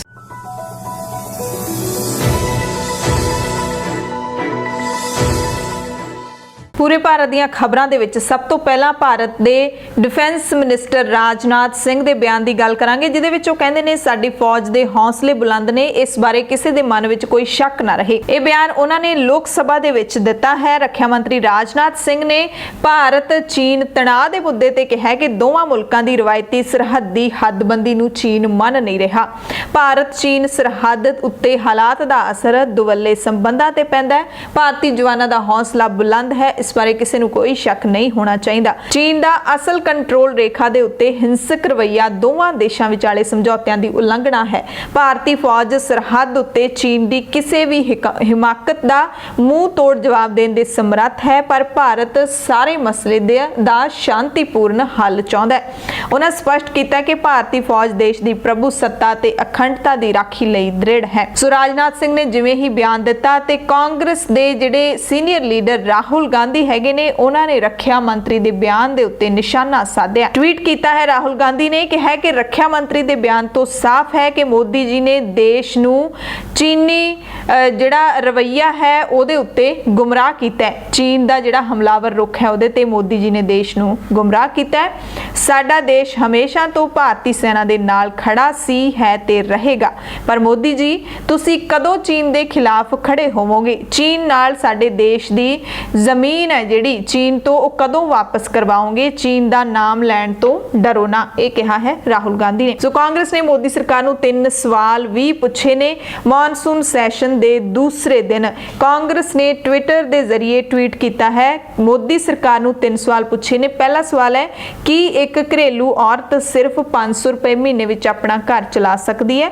दूजा सवाल है कि ਸਾਡੇ ਪ੍ਰਵਾਸੀ ਪਰਿਵਾਰਾਂ ਦੀ ਭੁੱਖ ਹਰ ਮਹੀਨੇ ਸਿਰਫ 5 ਕਿਲੋ ਅਨਾਜ ਦੇ ਨਾਲ ਸ਼ਾਂਤ ਕੀਤੀ ਜਾ ਸਕਦੀ ਹੈ। ਤੀਜਾ ਸਵਾਲ ਹੈ ਸਾਡੇ ਅਪਾਹਜਾਂ, ਵਿਧਵਾਵਾਂ ਤੇ ਬਜ਼ੁਰਗਾਂ ਨੂੰ ਸਹਾਰਾ ਦੇਣ ਦੇ ਲਈ ਕੀ ਸਿਰਫ 1000 ਰੁਪਏ ਦੀ ਰਾਸ਼ੀ ਕਾਫੀ ਹੈ। ਕਾਂਗਰਸ ਨੇ ਕੇਂਦਰ ਸਰਕਾਰ ਨੂੰ ਸਿੱਧਾ ਪ੍ਰਸ਼ਨ ਪੁੱਛਿਆ ਕਿ ਸਰਕਾਰ ਇਸ ਮਹਾਮਾਰੀ ਦੌਰਾਨ ਟੋਕਨ ਪ੍ਰਕਿਰਿਆ ਨੂੰ ਕਿਉਂ ਅਪਣਾ ਰਹੀ ਹੈ। ਲੋਕ ਸਭਾ ਤੋਂ ਬਾਅਦ ਹੁਣ ਰਾਜ ਸਭਾ ਦੀ ਗੱਲ ਕਰ ਲਈਏ, ਕਿਉਂਕਿ ਕੇਂਦਰ ਤੋਂ ਇਹੀ ਖਬਰਾਂ ਆ ਰਹੀਆਂ ਨੇ। ਲੋਕ ਸਭਾ ਦੀਆਂ, ਰਾਜ ਸਭਾ ਦੀਆਂ ਲੋਕਾਂ ਦੇ ਜਿਹੜੇ ਮੁੱਦੇ ਨੇ ਉਹਨਾਂ ਤੇ ਬਹਿਸ ਮੁਹਾਸਾ ਤਾਂ ਬਹੁਤ ਹੁੰਦਾ ਆ, ਪਰ ਕੋਈ ਚੱਜ ਦੀ ਜਿਹੜੀ ਬਿਆਨ ਹੈ, ਚੱਜ ਦੀ ਖਬਰ ਉਹ ਸਾਹਮਣੇ ਨਹੀਂ ਆਉਂਦੀ। ਰਾਜ ਸਭਾ ਦੇ ਵਿੱਚ ਸਦਨ ਦੇ ਚੇਅਰਮੈਨ ਐਮ ਵੈਂਕਈਆ ਨਾਇਡੂ ਨੇ ਬੱਚਿਆਂ ਦਾ ਮੁੱਦਾ ਚੁੱਕਿਆ। ਉਹਨਾਂ ਨੇ ਕਿਹਾ ਕਿ ਡਿਜੀਟਲ ਪੜ੍ਹਾਈ ਤੋਂ ਬਹੁਤੇ ਬੱਚੇ ਵਾਂਝੇ ਹੈਗੇ ਨੇ। ਕੋਵਿਡ-19 ਮਹਾਮਾਰੀ ਦੇ ਕਾਰਨ ਡਿਜੀਟਲ ਮਾਧਿਅਮ ਦੇ ਰਾਹੀਂ ਬੱਚਿਆਂ ਦੀ ਸਿੱਖਿਆ ਦਾ ਹਵਾਲਾ ਦਿੰਦੇ ਹੋਏ ਉਹਨਾਂ ਨੇ ਕਿਹਾ ਕਿ ਸਾਰੇ ਬੱਚਿਆਂ, ਖਾਸ ਤੌਰ ਤੇ ਪਿੰਡਾਂ ਵਿੱਚ ਰਹਿਣ ਵਾਲੇ ਬੱਚੇ ਇਸ ਸਿੱਖਿਆ ਦੇ ਲਾਭ ਤੋਂ ਵਾਂਝੇ ਨੇ ਤੇ ਵਿੱਤ ਮੰਤਰਾਲੇ ਨੂੰ ਇਸ ਪਾਸੇ ਵੱਲ ਖਾਸ ਧਿਆਨ ਦੇਣਾ ਚਾਹੀਦਾ ਹੈ। ਡੀਐਮਕੇ ਦੇ ਤ੍ਰਿਚੀ ਸਿਵਾ ਨੇ ਕੋਵਿਡ-19 ਮਹਾਮਾਰੀ ਦੇ ਸਹਿਯੋਗ ਵਿੱਚ ਬੱਚਿਆਂ ਨੂੰ ਡਿਜੀਟਲ ਮਾਧਿਅਮ ਰਾਹੀਂ ਸਿੱਖਿਆ ਦੇਣ ਦਾ ਮੁੱਦਾ ਉਠਾਇਆ। ਸਿਵਾ ਨੇ ਕਿਹਾ ਕਿ ਕੋਵਿਡ-19 ਦੇ ਮਾਮਲੇ ਵਧ ਰਹੇ ਨੇ, ਸਕੂਲ ਬੰਦ ਨੇ, ਬੱਚਿਆਂ ਨੂੰ ਡਿਜੀਟਲੀ ਪੜ੍ਹਾਇਆ ਜਾ ਰਿਹਾ ਹੈ, ਪਰ ਸਾਰੇ ਬੱਚੇ ਇਸ ਸਿੱਖਿਆ ਦਾ ਲਾਹਾ ਨਹੀਂ ਲੈ ਸਕਦੇ ਕਿਉਂਕਿ ਉਹਨਾਂ ਕੋਲ ਜਾਂ ਤਾਂ ਇੰਟਰਨੈਟ ਦੀ ਸਹੂਲਤ ਨਹੀਂ ਹੈ ਜਾਂ ਫਿਰ ਸਮਾਰਟਫੋਨ ਜਾਂ ਲੈਪਟਾਪ ਨਹੀਂ ਹੈ। ਸੱਚਾਈ ਹੈ ਕਿ ਹਰ ਬੱਚੇ ਕੋਲੇ ਨਹੀਂ ਹੈਗਾ। ਤੁਸੀਂ ਸੋਚ ਸਕਦੇ ਹੋ ਕਿ 6-7 ਮਹੀਨੇ ਹੋ ਗਏ, ਇੰਨੇ ਮਹੀਨਿਆਂ ਤੋਂ ਸਕੂਲ ਬੰਦ ਨੇ, ਬੱਚਿਆਂ ਦੇ ਪੇਪਰ ਵੀ ਨਹੀਂ ਹੋਏ, ਇਸੇ ਤਰ੍ਹਾਂ ਹੀ ਪ੍ਰਮੋਟ ਕੀਤਾ ਗਿਆ ਹੈ ਜ਼ਿਆਦਾਤਰ, ਤੇ ਬੱਚਿਆਂ ਦੀ ਪੜ੍ਹਾਈ ਦਾ ਹਾਲ ਕੀ ਹੋਏਗਾ। ਕਿਧਰੇ ਬਿਜਲੀ ਨਹੀਂ ਹੈਗੀ, ਇਹ ਚਿੰਤਾ ਦਾ ਵਿਸ਼ਾ, ਤੇ ਇਹ ਜਿਹੜਾ ਬੱਚਿਆਂ ਦਾ ਵਿਸ਼ਾ ਉਹ ਰਾਜ ਸਭਾ ਦੇ ਵਿੱਚ ਚੁੱਕਿਆ ਗਿਆ। ਪਾਰਲੀਮੈਂਟ ਦੇ ਵਿੱਚ ਬਾਲੀਵੁੱਡ ਡਰੱਗਸ ਦਾ ਮਸਲਾ ਵੀ ਉੱਠਿਆ। ਰੀਆ ਚੱਕਰਵਰਤੀ ਤੇ ਉਸਦੇ ਭਰਾ ਸ਼ੌਵਿਕ ਚੱਕਰਵਰਤੀ ਨੂੰ ਸੁਸ਼ਾਂਤ ਸਿੰਘ ਰਾਜਪੂਤ ਮਾਮਲੇ ਦੇ ਵਿੱਚੋਂ ਜਿਹੜਾ ਨਸ਼ਿਆਂ ਦਾ ਕੇਸ ਨਿਕਲਿਆ, ਉਹਦੇ ਵਿੱਚ ਉਹਨਾਂ ਨੂੰ ਜੇਲ੍ਹ ਜਾਣਾ ਪਿਆ। ਕੰਗਨਾ ਰਣੌਤ ਨੇ ਵੀ ਸੁਸ਼ਾਂਤ ਮਾਮਲੇ ਵਿੱਚ ਕਈ ਖੁਲਾਸੇ ਕੀਤੇ। ਮੌਨਸੂਨ ਸੈਸ਼ਨ ਦੇ ਪਹਿਲੇ ਦਿਨ ਗੋਰਖਪੁਰ ਤੋਂ ਸੰਸਦ ਮੈਂਬਰ ਤੇ ਐਕਟਰ ਰਵੀ ਕਿਸ਼ਨ ਨੇ ਦੇਸ਼ ਤੇ ਬਾਲੀਵੁੱਡ ਦੇ ਵਿੱਚ ਵੱਧ ਰਹੇ ਨਸ਼ਿਆਂ ਦੀ ਵਰਤੋਂ ਅਤੇ ਤਸਕਰੀ ਦਾ ਮੁੱਦਾ ਚੱਕਿਆ ਸੀ। ਉਸ ਤੋਂ ਬਾਅਦ ਦੂਸਰੇ ਦਿਨ ਯਾਨੀ ਕਿ ਅੱਜ ਸੰਸਦ ਜया ਬੱਚਨ ਨੇ ਵੀ ਇਸ ਤੇ ਆਪਣੀ ਪ੍ਰਤੀਕਿਰਿਆ ਦਿੱਤੀ। ਕਿਸੇ ਦਾ ਨਾਂ ਲਏ ਬਗੈਰ ਜया ਬੱਚਨ ਨੇ ਕਿਹਾ ਕਿ ਕੁਝ ਲੋਕ ਜਿਸ ਪਲੇਟ ਵਿੱਚ ਖਾਂਦੇ ਨੇ ਉਸੇ ਵਿੱਚ ਹੀ ਛੇਕ ਕਰ ਦਿੰਦੇ ਨੇ। ਕਿਹਾ ਕਿ ਕੱਲ ਸਾਡੇ ਸੰਸਦ ਮੈਂਬਰਾਂ ਵਿੱਚੋਂ ਇੱਕ ਨੇ ਲੋਕ ਸਭਾ ਦੇ ਵਿੱਚ ਬਾਲੀਵੁੱਡ ਵਿਰੁੱਧ ਕਿਹਾ ਸੀ, ਇਹ ਸ਼ਰਮਨਾਕ ਹੈ। ਮੈਂ ਕਿਸੇ ਦਾ ਨਾਂ ਨਹੀਂ ਲੈ ਰਹੀ, ਉਹ ਖੁਦ ਵੀ ਇੰਡਸਟਰੀ ਤੋਂ ਆਉਂਦੇ ਨੇ, ਜਿਹੜੀ ਥਾਲੀ 'ਚ ਖਾਂਦੇ ਨੇ ਉਸੇ 'ਚ ਛੇਕ ਕਰਦੇ ਨੇ, ਇਹ ਗਲਤ ਗੱਲ ਹੈ। ਮੈਨੂੰ ਇਹ ਕਹਿਣਾ ਠੀਕ ਹੋਏਗਾ ਕਿ ਉਦਯੋਗ ਨੂੰ ਸਰਕਾਰ ਦੀ ਸੁਰੱਖਿਆ ਅਤੇ ਸਹਾਇਤਾ ਦੀ ਜ਼ਰੂਰਤ ਹੈ, ਯਾਨੀ ਕਿ ਫਿਲਮ ਇੰਡਸਟਰੀ ਨੂੰ। ਤੇ ਜ਼ਾਹਿਰ ਤੌਰ ਤੇ ਜया ਬੱਚਨ ਦਾ ਜਿਹੜਾ ਇਹ ਬਿਆਨ ਸੀ ਇਹ ਰਵੀ ਕਿਸ਼ਨ ਦੇ ਉੱਤੇ ਹੀ ਸੀ, ਕਿਉਂਕਿ ਰਵੀ ਕਿਸ਼ਨ ਨੇ ਲੋਕ ਸਭਾ ਦੇ ਵਿੱਚ ਕੱਲ ਹੀ ਇਹ ਕਿਹਾ ਸੀ ਕਿ ਭਾਰਤੀ ਫਿਲਮ ਉਦਯੋਗ ਦੇ ਵਿੱਚ ਨਸ਼ਾ ਬਹੁਤ ਜ਼ਿਆਦਾ ਹੈ, ਬਹੁਤ ਸਾਰੇ ਲੋਕ ਫੜੇ ਗਏ ਨੇ, ਐਨਸੀਬੀ ਵਧੀਆ ਕੰਮ ਕਰ ਰਿਹਾ ਹੈ। ਮੈਂ ਕੇਂਦਰ ਸਰਕਾਰ ਨੂੰ ਇਸ ਤੇ ਸਖਤ ਕਾਰਵਾਈ ਦੀ ਅਪੀਲ ਕਰਦਾ, ਜਿੰਨੀ ਜਲਦੀ ਹੋ ਸਕੇ ਦੋਸ਼ੀਆਂ ਨੂੰ ਫੜੋ ਤੇ ਉਹਨਾਂ ਨੂੰ ਸਜ਼ਾ ਦਿਓ ਤਾਂ ਜੋ ਗੁਆਂਢੀ ਦੇਸ਼ਾਂ ਦੀ ਸਾਜ਼ਿਸ਼ ਨੂੰ ਖਤਮ ਕੀਤਾ ਜਾ ਸਕੇ। ਸੋ ਜया ਬੱਚਨ ਨੇ ਜਦੋਂ ਇਹ ਸੰਸਦ ਦੇ ਵਿੱਚ ਬਿਆਨ ਦਿੱਤਾ, ਉਸ ਤੋਂ ਬਾਅਦ ਬਾਲੀਵੁੱਡ ਅਦਾਕਾਰਾ ਕੰਗਨਾ ਰਣੌਤ ਕੋਈ ਪ੍ਰਤੀਕਰਮ ਨਾ ਦੇਵੇ, ਇਹ ਹੋ ਨਹੀਂ ਸਕਦਾ। ਉਸ ਤੋਂ ਬਾਅਦ ਕੰਗਨਾ ਰਣੌਤ ਨੇ ਟਵੀਟ ਕੀਤਾ ਹੈ, ਜया ਜੀ ਕੀ ਤੁਸੀਂ ਇਹੀ ਕਹਿੰਦੇ ਹੁੰਦੇ ਜੇ ਮੇਰੀ ਥਾਂ ਤੁਹਾਡੀ ਧੀ ਸ਼ਵੇਤਾ ਨੂੰ ਕੁੱਟਿਆ ਜਾਂਦਾ, ਨਸ਼ੇ ਦਿੱਤੇ ਜਾਂਦੇ ਤੇ ਸ਼ੋਸ਼ਣ ਕੀਤਾ ਜਾਂਦਾ, ਕੀ ਤੁਸੀਂ ਉਦੋਂ ਵੀ ਇਹੀ ਕਹਿੰਦੇ ਜੇਕਰ ਅਭਿਸ਼ੇਕ ਲਗਾਤਾਰ ਧਮਕੀਆਂ ਤੇ ਸ਼ੋਸ਼ਣ ਦੀ ਗੱਲ ਕਰਦੇ ਹੋਏ ਇੱਕ ਦਿਨ ਫਾਂਸੀ ਲਾ ਲੈਂਦਾ? ਸਾਡੇ ਨਾਲ ਵੀ ਕੁਝ ਹਮਦਰਦੀ ਤਾਂ ਦਿਖਾਓ, ਇਹ ਕਿਹਾ। ਕਿਉਂਕਿ ਜया ਬੱਚਨ ਨੂੰ ਤਕਲੀਫ ਹੋਈ ਹੈ ਜਦੋਂ ਰਵੀ ਕਿਸ਼ਨ ਨੇ ਬਿਆਨ ਦਿੱਤਾ ਹੈ ਕਿ ਬਾਲੀਵੁੱਡ ਦੇ ਵਿੱਚ ਨਸ਼ਾ ਬਹੁਤ ਜ਼ਿਆਦਾ, ਸਰਕਾਰ ਕਾਰਵਾਈ ਕਰੇ। ਜया ਬੱਚਨ ਨੇ ਕਿਹਾ ਜਿਹੜੀ ਥਾਲੀ 'ਚ ਖਾਂਦੇ ਹੋ ਉਸੇ 'ਚ ਛੇਕ ਕਰ ਦਿਓ। ਫਿਰ ਕੰਗਨਾ ਰਣੌਤ ਨੇ ਉਹਨਾਂ ਦੇ ਹੀ ਬੱਚਿਆਂ ਦੇ ਉੱਤੇ ਉਹ ਗੱਲ ਲਿਆ ਕੇ ਸਵਾਲ ਪੁੱਛੇ ਨੇ। ਅਗਲੀ ਖਬਰ ਹੈ ADB ਯਾਨੀ ਕਿ ਏਸ਼ੀਅਨ ਵਿਕਾਸ ਬੈਂਕ ਨੇ ਮੌਜੂਦਾ ਵਿੱਤੀ ਵਰੇ 2020-21 ਦੇ ਵਿੱਚ ਭਾਰਤੀ ਅਰਥ ਵਿਵਸਥਾ ਦੇ ਵਿੱਚ 9% ਦੀ ਗਿਰਾਵਟ ਦੀ ਭਵਿੱਖਬਾਣੀ ਕੀਤੀ ਹੈ। 9% ਬਹੁਤ ਵੱਡੀ ਗਿਰਾਵਟ ਹੈ। ਮੰਗਲਵਾਰ ਨੂੰ ਜਾਰੀ ਕੀਤੇ ਗਏ ਏਸ਼ੀਅਨ ਡਿਵੈਲਪਮੈਂਟ ਅਨੁਮਾਨ ADO 2020 ਦੇ ਅਪਡੇਟ ਦੇ ਵਿੱਚ ਕਿਹਾ ਗਿਆ ਹੈ ਕਿ ਭਾਰਤ ਵਿੱਚ ਆਰਥਿਕ ਗਤੀਵਿਧੀਆਂ ਕੋਰੋਨਾ ਵਾਇਰਸ ਦੇ ਨਾਲ ਬੁਰੀ ਤਰ੍ਹਾਂ ਪ੍ਰਭਾਵਿਤ ਹੋਈਆਂ ਨੇ। ਇਸ ਨੇ ਖਪਤਕਾਰਾਂ ਦੀ ਭਾਵਨਾ ਨੂੰ ਪ੍ਰਭਾਵਿਤ ਕੀਤਾ ਹੈ, ਜਿਹਦੇ ਨਾਲ ਮੌਜੂਦਾ ਵਿੱਤੀ ਵਰੇ ਦੇ ਵਿੱਚ ਕੁੱਲ ਘਰੇਲੂ ਉਤਪਾਦ ਯਾਨੀ ਕਿ GDP ਦੇ ਵਿੱਚ 9% ਦੀ ਗਿਰਾਵਟ ਆਏਗੀ। ਬਹੁਤ ਸਾਰੇ ਜਿਹੜੇ ਮਾਹਿਰ ਨੇ, ਆਰਥਿਕ ਮਾਹਿਰ ਨੇ, ਉਹ ਇਸ ਤੇ ਬਹੁਤ ਚਿੰਤਾ ਦੇ ਵਿੱਚ ਨੇ। ਕਹਿੰਦੇ ਨੇ ਨੇ कि GDP बिल्कुल ही थल्ले डिग पई है, पर किसी भी TV चैनल ਦੇ ਉੱਤੇ ਇਸ ਦੀ ਕੋਈ ਚਰਚਾ नहीं हो रही, ना मजदूरां दी ना किसानां दी चर्चा हो रही है, तो सिर्फ ते सिर्फ कंगना रनौत दी, रिया चक्रवर्ती दी, यही कुछ रह गया, सुशांत सिंह राजपूत दी। ये सारे ਜਿਹੜੇ मसले ने उन्हां दे उत्ते संग पाड़ के एंकरिंग की जा रही है, पर लोकां दे मुद्दे ने ਜਿਹੜੇ उन्हां ते कोई गल नहीं की जा रही। तुसीं सारे भी देखदे हो, हाँ प्रिंट मीडिया दे विच जरूर ये मुद्दे उठाए जाते हैं, पर टीवी दे उत्ते तुहानूं ये कुछ नहीं देखने को मिलेगा। अगली खबर है, सुप्रीम कोर्ट ने सुदर्शन टीवी दे एक शुरू होण जा रहे सीरीयल दे उत्ते रोक ला दित्ती है। UPSC दे विच मुसलमानां दी भर्ती वाले प्रोग्राम दे उत्ते सुप्रीम कोर्ट ने रोक लाई है। सुदर्शन टीवी दे मुसलमानां दे सिविल सेवा दे विच चुने जाण नूं लैके दिखाए जा रहे एक प्रोग्राम दे उत्ते सख्त इतराज जताया सुप्रीम कोर्ट ने अते एपीसोड दिखाउण दे उत्ते रोक ला दित्ती है। सुप्रीम कोर्ट दे 3 जजां दे बेंच दी प्रधानगी कर रहे जस्टिस DY चंद्रचूड़ ने कहा कि इस चैनल दे वल्लों कीते जा रहे दावे बहुत ही खतरनाक ने। इस नाल UPSC दे जिहड़ी ਪ੍ਰੀਖਿਆ ਹੁੰਦੀ है ਉਹਦੀ ਭਰੋਸੇਯੋਗਤਾ ਦੇ ਉੱਤੇ बहुत ਵੱਡਾ ਇਲਜ਼ਾਮ ਲੱਗ ਰਿਹਾ ਤੇ ਦੇਸ਼ ਦਾ ਇਹ ਨੁਕਸਾਨ ਕਰੇਗਾ। ਇਹ ਜਿਹੜਾ ਸੁਦਰਸ਼ਨ ਨਿਊਜ਼ ਦੇ ਵੱਲੋਂ ਦਿਖਾਇਆ ਜਾਣ ਵਾਲਾ ਐਪੀਸੋਡ ਸੀ। ਸੁਪਰੀਮ ਕੋਰਟ ਨੇ ਟਿੱਪਣੀ ਦਿੰਦੇ ਹੋਏ ਕਿਹਾ ਕਿ ਟੀਵੀ ਮੀਡੀਆ ਦੇ ਨਾਲ TRP ਅਤੇ ਸਨਸਨੀ ਫੈਲਾਉਣ ਨੂੰ ਲੈ ਕੇ ਸਮੱਸਿਆ ਹੈ, ਯਾਨੀ ਕਿ ਟੀਵੀ ਜਿਹੜਾ ਟੈਲੀਵਿਜ਼ਨ ਮੀਡੀਆ ਹੈਗਾ ਉਹਨੂੰ ਇਹ ਹੋੜ ਰਹਿੰਦੀ ਹੈ TRP ਦੀ, ਇਸੇ ਚੱਕਰ ਦੇ ਵਿੱਚੋਂ ਸਨਸਨੀ ਫੈਲਾਉਂਦਾ ਹੈ ਤਾਂ ਕਿ ਲੋਕ ਜ਼ਿਆਦਾ ਦੇਖਣ ਤੇ TRP ਵਧੇ। ਸੁਪਰੀਮ ਕੋਰਟ ਨੇ ਕਿਹਾ ਕਿ ਅਜਿਹਾ ਲੱਗਦਾ ਹੈ ਇਸ ਪ੍ਰੋਗਰਾਮ ਦਾ ਮੁੱਖ ਉਦੇਸ਼ ਮੁਸਲਿਮ ਭਾਈਚਾਰੇ ਨੂੰ ਕਲੰਕਿਤ ਕਰਨ ਦਾ ਹੈਗਾ। ਸੁਦਰਸ਼ਨ ਟੀਵੀ ਦੇ UPSC ਜਿਹਾਦ ਪ੍ਰੋਗਰਾਮ ਦੇ ਖਿਲਾਫ ਅਪੀਲ ਹੈ ਜਿਹੜੀ ਉਹ ਦਾਖਲ ਕੀਤੀ ਗਈ ਸੀ। ਜਸਟਿਸ ਚੰਦਰਚੂੜ ਨੇ ਕਿਹਾ, DY ਚੰਦਰਚੂੜ ਨੇ, ਇੱਕ ਐਂਕਰ ਆ ਕੇ ਕਹਿੰਦਾ ਹੈ ਕਿ ਇੱਕ ਖਾਸ ਭਾਈਚਾਰਾ UPSC ਦੇ ਵਿੱਚ ਘੁਸਪੈਠ ਕਰ ਰਿਹਾ ਹੈ। ਕੀ ਇਸ ਤੋਂ ਜ਼ਿਆਦਾ ਖਤਰਨਾਕ ਕੋਈ ਗੱਲ ਹੋ ਸਕਦੀ ਹੈ? ਅਜਿਹੇ ਇਲਜ਼ਾਮਾਂ ਦੇ ਨਾਲ ਦੇਸ਼ ਦੀ ਸਥਿਰਤਾ ਦੇ ਉੱਤੇ ਅਸਰ ਪੈਂਦਾ ਹੈ ਅਤੇ UPSC ਪ੍ਰੀਖਿਆਵਾਂ ਦੀ ਜਿਹੜੀ ਭਰੋਸੇਯੋਗਤਾ ਉਹਦੇ ਉੱਤੇ ਵੀ ਲਾਂਛਨ ਲੱਗਦਾ ਹੈਗਾ। ਸੁਪਰੀਮ ਕੋਰਟ ਦੇ ਵਿੱਚ ਵੀਰਵਾਰ ਨੂੰ ਮੁੜ ਤੋਂ ਇਸ ਮਸਲੇ ਤੇ ਸੁਣਵਾਈ ਹੋਵੇਗੀ। ਦਿੱਲੀ ਹਾਈ ਕੋਰਟ ਨੇ ਵੀ ਇਸ ਪ੍ਰੋਗਰਾਮ ਤੇ 28 ਅਗਸਤ ਨੂੰ ਰੋਕ ਲਾ ਦਿੱਤੀ ਸੀ ਇਸ ਦੇ ਪ੍ਰਸਾਰਿਤ ਹੋਣ ਤੇ। ਪੂਰਾ ਮਾਮਲਾ ਤੁਹਾਨੂੰ ਦੱਸਦੇ ਹਾਂ ਕਿ ਸੁਦਰਸ਼ਨ ਨਿਊਜ਼ ਚੈਨਲ ਨੇ 25 ਅਗਸਤ ਨੂੰ ਇੱਕ ਟੀਜ਼ਰ ਜਾਰੀ ਕੀਤਾ ਸੀ ਜਿਹਦੇ ਵਿੱਚ ਚੈਨਲ ਦੇ ਸੰਪਾਦਕ ਨੇ ਇਹ ਦਾਅਵਾ ਕੀਤਾ ਸੀ ਕਿ 28 ਅਗਸਤ ਤੋਂ ਪ੍ਰਸਾਰਿਤ ਹੋਣ ਵਾਲੇ ਉਹਨਾਂ ਦੇ ਪ੍ਰੋਗਰਾਮ ਬਿੰਦਾਸ ਬੋਲ ਦੇ ਵਿੱਚ ਕਾਰਜਪਾਲਿਕਾ ਦੇ ਸਭ ਤੋਂ ਵੱਡੇ ਅਹੁਦਿਆਂ ਦੇ ਉੱਤੇ ਮੁਸਲਿਮ ਘੁਸਪੈਠ ਦਾ ਪਰਦਾਫਾਸ਼ ਕੀਤਾ ਜਾਊਗਾ। ਟੀਜ਼ਰ ਸਾਹਮਣੇ ਆਉਂਦੇ ਹੀ ਸੋਸ਼ਲ ਮੀਡੀਆ ਤੇ ਇਸ ਨੂੰ ਲੈ ਕੇ ਆਲੋਚਨਾ ਸ਼ੁਰੂ ਹੋ ਗਈ ਸੀ। ਇਸ ਤੋਂ ਬਾਅਦ ਭਾਰਤੀ ਪੁਲਿਸ ਸੇਵਾ ਦੇ ਵਿੱਚ ਵੱਡੇ ਅਧਿਕਾਰੀਆਂ ਨੇ ਇਸ ਦੀ ਸਖਤ ਨਿੰਦਿਆ ਕੀਤੀ ਸੀ ਤੇ ਗੈਰ ਜ਼ਿੰਮੇਦਾਰਾਨਾ ਪੱਤਰਕਾਰਤਾ ਦੱਸਿਆ ਸੀ।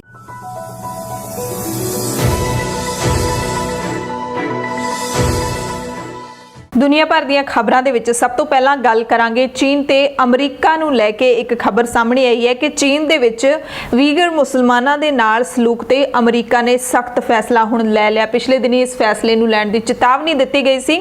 ਅਮਰੀਕਾ ਨੇ ਸਰਹੱਦ ਉੱਤੇ ਤੈਨਾਤ ਅਧਿਕਾਰੀਆਂ ਨੂੰ ਹੁਕਮ ਦਿੱਤਾ ਹੈ ਕਿ ਚੀਨ ਦੇ ਸ਼ਿਨਜਿਆਂਗ ਸੂਬੇ ਦੀਆਂ ਕੁਝ ਚੋਣਵੀਆਂ ਥਾਵਾਂ ਤੋਂ ਬਣਨ ਵਾਲੇ ਕੱਪੜੇ, ਕੰਪਿਊਟਰ ਦੇ ਪੁਰਜ਼ੇ ਤੇ ਦੂਸਰੇ ਸਮਾਨ ਨੂੰ ਆਉਣ ਤੋਂ ਰੋਕ ਦਿੱਤਾ ਜਾਵੇ। ਯਾਨੀ ਕਿ ਚੀਨ ਦੇ ਸ਼ਿਨਜਿਆਂਗ सूबे दे कुछ थावां दे उत्ते जिहड़ियां ये चीज़ां बनदियां ने उन्हां दे अमरीका आउण ते रोक ला दित्ती गई है। शिनजियांग दे वीगर मुसलमानां दे नाल कथित सलूक नूं लैके चीन ते दबाव बनाउण दी लड़ी दे विच ट्रंप प्रशासन दा इह ताज़ा कदम है। अमरीका दा कहना है कि इन्हां थावां ते मजदूरां तो जबरी काम करवाया जांदा है। मन्निया जांदा है कि चीन ने कौमी सुरक्षा दा हवाला दे के शिनजियांग दे विच 10 ਲੱਖ तो ਵੱਧ लोकां नूं हिरासत दे विच रखिया होया ते उन्हां तो गुलामां दे वांगू काम करवाया जांदा है। पर चीन कहदा है कि अपने इस प्रोग्राम के तहत, इस मुहिम के तहत असी हिरासत विच लए लोकां नूं मैन्युफैक्चरिंग साइट्स ते भेजदे हां जिथे उन्हां नूं काम करना सिखाया जांदा है ते पढ़ाया जांदा है। चीन कहता है कि कट्टरपंथी अते वखवादियां दे खतरे नाल निपटण दे लई अजिहा करना जरूरी है। इस मसले ते अमरीका अते चीन कई वार आमो सामने हो चुके ने।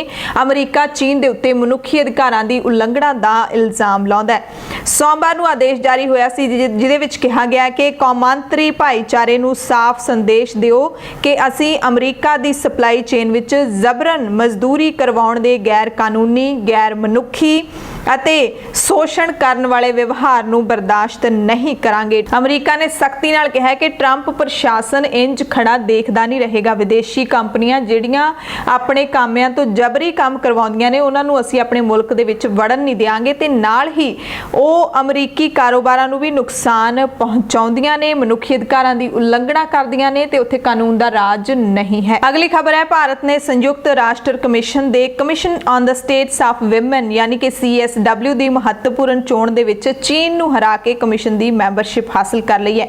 ਇਹ ਵਿਸ਼ਵਵਿਆਪੀ ਸੰਸਥਾ ਲਿੰਗ ਬਰਾਬਰੀ ਅਤੇ ਔਰਤ ਸਸ਼ਕਤੀਕਰਨ ਦੇ ਖੇਤਰ ਦੇ ਵਿੱਚ ਕੰਮ ਕਰਦੀ ਹੈ। CSW ਸੰਯੁਕਤ ਰਾਸ਼ਟਰ ਦੀ ਆਰਥਿਕ ਅਤੇ ਸਮਾਜਿਕ ਕੌਂਸਲ ਦਾ ਕਾਰਜਸ਼ੀਲ ਇੱਕ ਕਮਿਸ਼ਨ ਹੈ। 54 ਮੈਂਬਰੀ ECOSCOC ਨੇ ਆਪਣੇ 2021 ਸੈਸ਼ਨ ਦੀ ਆਪਣੀ ਪਹਿਲੀ ਬੈਠਕ ਜਨਰਲ ਅਸੈਂਬਲੀ ਹਾਲ ਦੇ ਵਿੱਚ ਸੋਮਵਾਰ ਨੂੰ ਰੱਖੀ ਸੀ, ਜਿਹਦੇ ਵਿੱਚ ਅਫਗਾਨਿਸਤਾਨ, ਭਾਰਤ ਅਤੇ ਚੀਨ ਏਸ਼ੀਆਈ ਦੇਸ਼ਾਂ ਦੀਆਂ 2 ਸੀਟਾਂ ਦੇ ਲਈ ਮੈਦਾਨ ਦੇ ਵਿੱਚ ਸੀਗੇ ਤੇ ਇਹਨਾਂ ਦੇ ਵਿੱਚੋਂ ਭਾਰਤ ਨੇ ਜਿੱਤ ਹਾਸਲ ਕਰ ਲਈ ਹੈ। ਸੰਯੁਕਤ ਰਾਜ ਦੇ ਵਿੱਚ ਰਾਜਦੂਤ ਅਡੇਲਾ ਰਾਜ ਦੀ ਅਗਵਾਈ ਵਿੱਚ ਅਫਗਾਨਿਸਤਾਨ ਨੂੰ 39 ਵੋਟਾਂ ਮਿਲੀਆਂ ਤੇ ਭਾਰਤ ਨੂੰ 54 ਦੇ ਵਿੱਚੋਂ 38 ਵੋਟਾਂ ਮਿਲੀਆਂ। ਚੀਨ ਨੂੰ ਸਿਰਫ 27 ਵੋਟਾਂ ਹੀ ਹਾਸਲ ਹੋਈਆਂ ਨੇ। ਅਗਲੀ ਖਬਰ ਪਾਕਿਸਤਾਨ ਤੋਂ ਹੈ, ਜਿੱਥੇ ਪਾਕਿਸਤਾਨੀ ਸੰਸਦ ਨੇ ਉਸ ਆਰਡੀਨੈਂਸ ਦੀ ਮਿਆਦ 4 ਮਹੀਨੇ ਵਧਾ ਦਿੱਤੀ ਹੈ ਜੋ ਭਾਰਤੀ ਕੈਦੀ ਕੁਲਭੂਸ਼ਣ ਯਾਦਵ ਆਪਣੀ ਸਜ਼ਾ ਖਿਲਾਫ ਕਿਸੇ ਹਾਈ ਕੋਰਟ ਵਿੱਚ ਅਪੀਲ ਦਾਇਰ ਕਰਨ ਦੀ ਆਗਿਆ ਦਿੰਦਾ ਹੈ। ਡੌਨ ਨਿਊਜ਼ ਦੇ ਮੁਤਾਬਿਕ ਅੰਤਰਰਾਸ਼ਟਰੀ ਕੋਰਟ ਆਫ ਜਸਟਿਸ ਆਰਡੀਨੈਂਸ ਜੋ ਪਿਛਲੇ ਮਈ ਦੇ ਵਿੱਚ ਜਾਰੀ ਹੋਇਆ ਸੀ ਉਹਦੀ 17 ਸਤੰਬਰ ਨੂੰ ਮਿਆਦ ਪੁੱਗਣੀ ਸੀ, ਪਰ ਕੌਮੀ ਅਸੈਂਬਲੀ ਨੇ ਸੋਮਵਾਰ ਨੂੰ ਇਸ ਦੀ ਮਿਆਦ ਹੁਣ 4 ਮਹੀਨੇ ਹੋਰ ਵਧਾ ਦਿੱਤੀ ਹੈ। ਅਗਲੀ ਖਬਰ ਚੀਨ ਤੋਂ ਹੈ, ਜਿਸ ਨੇ ਵੈਕਸੀਨ ਨੂੰ ਲੈ ਕੇ ਇੱਕ ਵੱਡਾ ਐਲਾਨ ਕੀਤਾ ਹੈ। ਚੀਨ ਨੇ ਕਿਹਾ ਹੈ ਕਿ ਨਵੰਬਰ 2020 ਤੋਂ ਆਮ ਲੋਕਾਂ ਨੂੰ ਵੀ ਕੋਰੋਨਾ ਦੀ ਵੈਕਸੀਨ ਮਿਲਣੀ ਸ਼ੁਰੂ ਹੋ ਜਾਏਗੀ। ਚੀਨ ਨੇ ਕਿਹਾ ਹੈ ਕਿ ਕੋਰੋਨਾ ਵਾਇਰਸ ਨੂੰ ਰੋਕਣ ਲਈ ਜਿਹੜੀ ਅਸੀਂ COVID-19 ਵੈਕਸੀਨ ਬਣਾ ਰਹੇ ਹਾਂ ਉਹ ਸਾਡੀ ਆਖਰੀ ਪੜਾਅ ਦੇ ਉੱਤੇ ਹੈ ਤੇ ਨਵੰਬਰ ਤੋਂ ਆਮ ਲੋਕਾਂ ਦੀ ਪਹੁੰਚ ਦੇ ਵਿੱਚ ਹੋ ਜਾਏਗੀ। China centre for disease control ਨੇ ਇੱਕ ਬਿਆਨ ਜਾਰੀ ਕਰਕੇ ਕਿਹਾ ਕਿ ਅਸੀਂ ਸਫਲਤਾ ਦੇ ਬਹੁਤ ਨੇੜੇ ਹਾਂ। ਨਵੰਬਰ ਦੇ ਸ਼ੁਰੂਆਤੀ ਹਫ਼ਤਿਆਂ ਦੇ ਵਿੱਚ ਹੀ ਆਮ ਲੋਕਾਂ ਨੂੰ ਕੋਰੋਨਾ ਦਾ ਟੀਕਾ ਲੱਗਣਾ ਸ਼ੁਰੂ ਹੋ ਜਾਏਗਾ। ਯਾਨੀ ਕਿ 11ਵੇਂ ਮਹੀਨੇ ਦੇ ਵਿੱਚ 9ਵਾਂ ਮਹੀਨਾ ਚੱਲ ਰਿਹਾ ਹੈ, ਅੱਧਾ ਲੰਘ ਗਿਆ, 10ਵਾਂ ਰਹਿ ਗਿਆ ਤੇ 11ਵੇਂ ਮਹੀਨੇ ਦੇ ਵਿੱਚ 1.5 ਮਹੀਨੇ ਬਾਅਦ ਚੀਨ ਦਾ ਦਾਅਵਾ ਹੈ ਕਿ ਉਦੋਂ ਤੱਕ ਲੋਕਾਂ ਨੂੰ ਇਹ ਮਿਲਣੀ ਸ਼ੁਰੂ ਹੋ ਜਾਏਗੀ।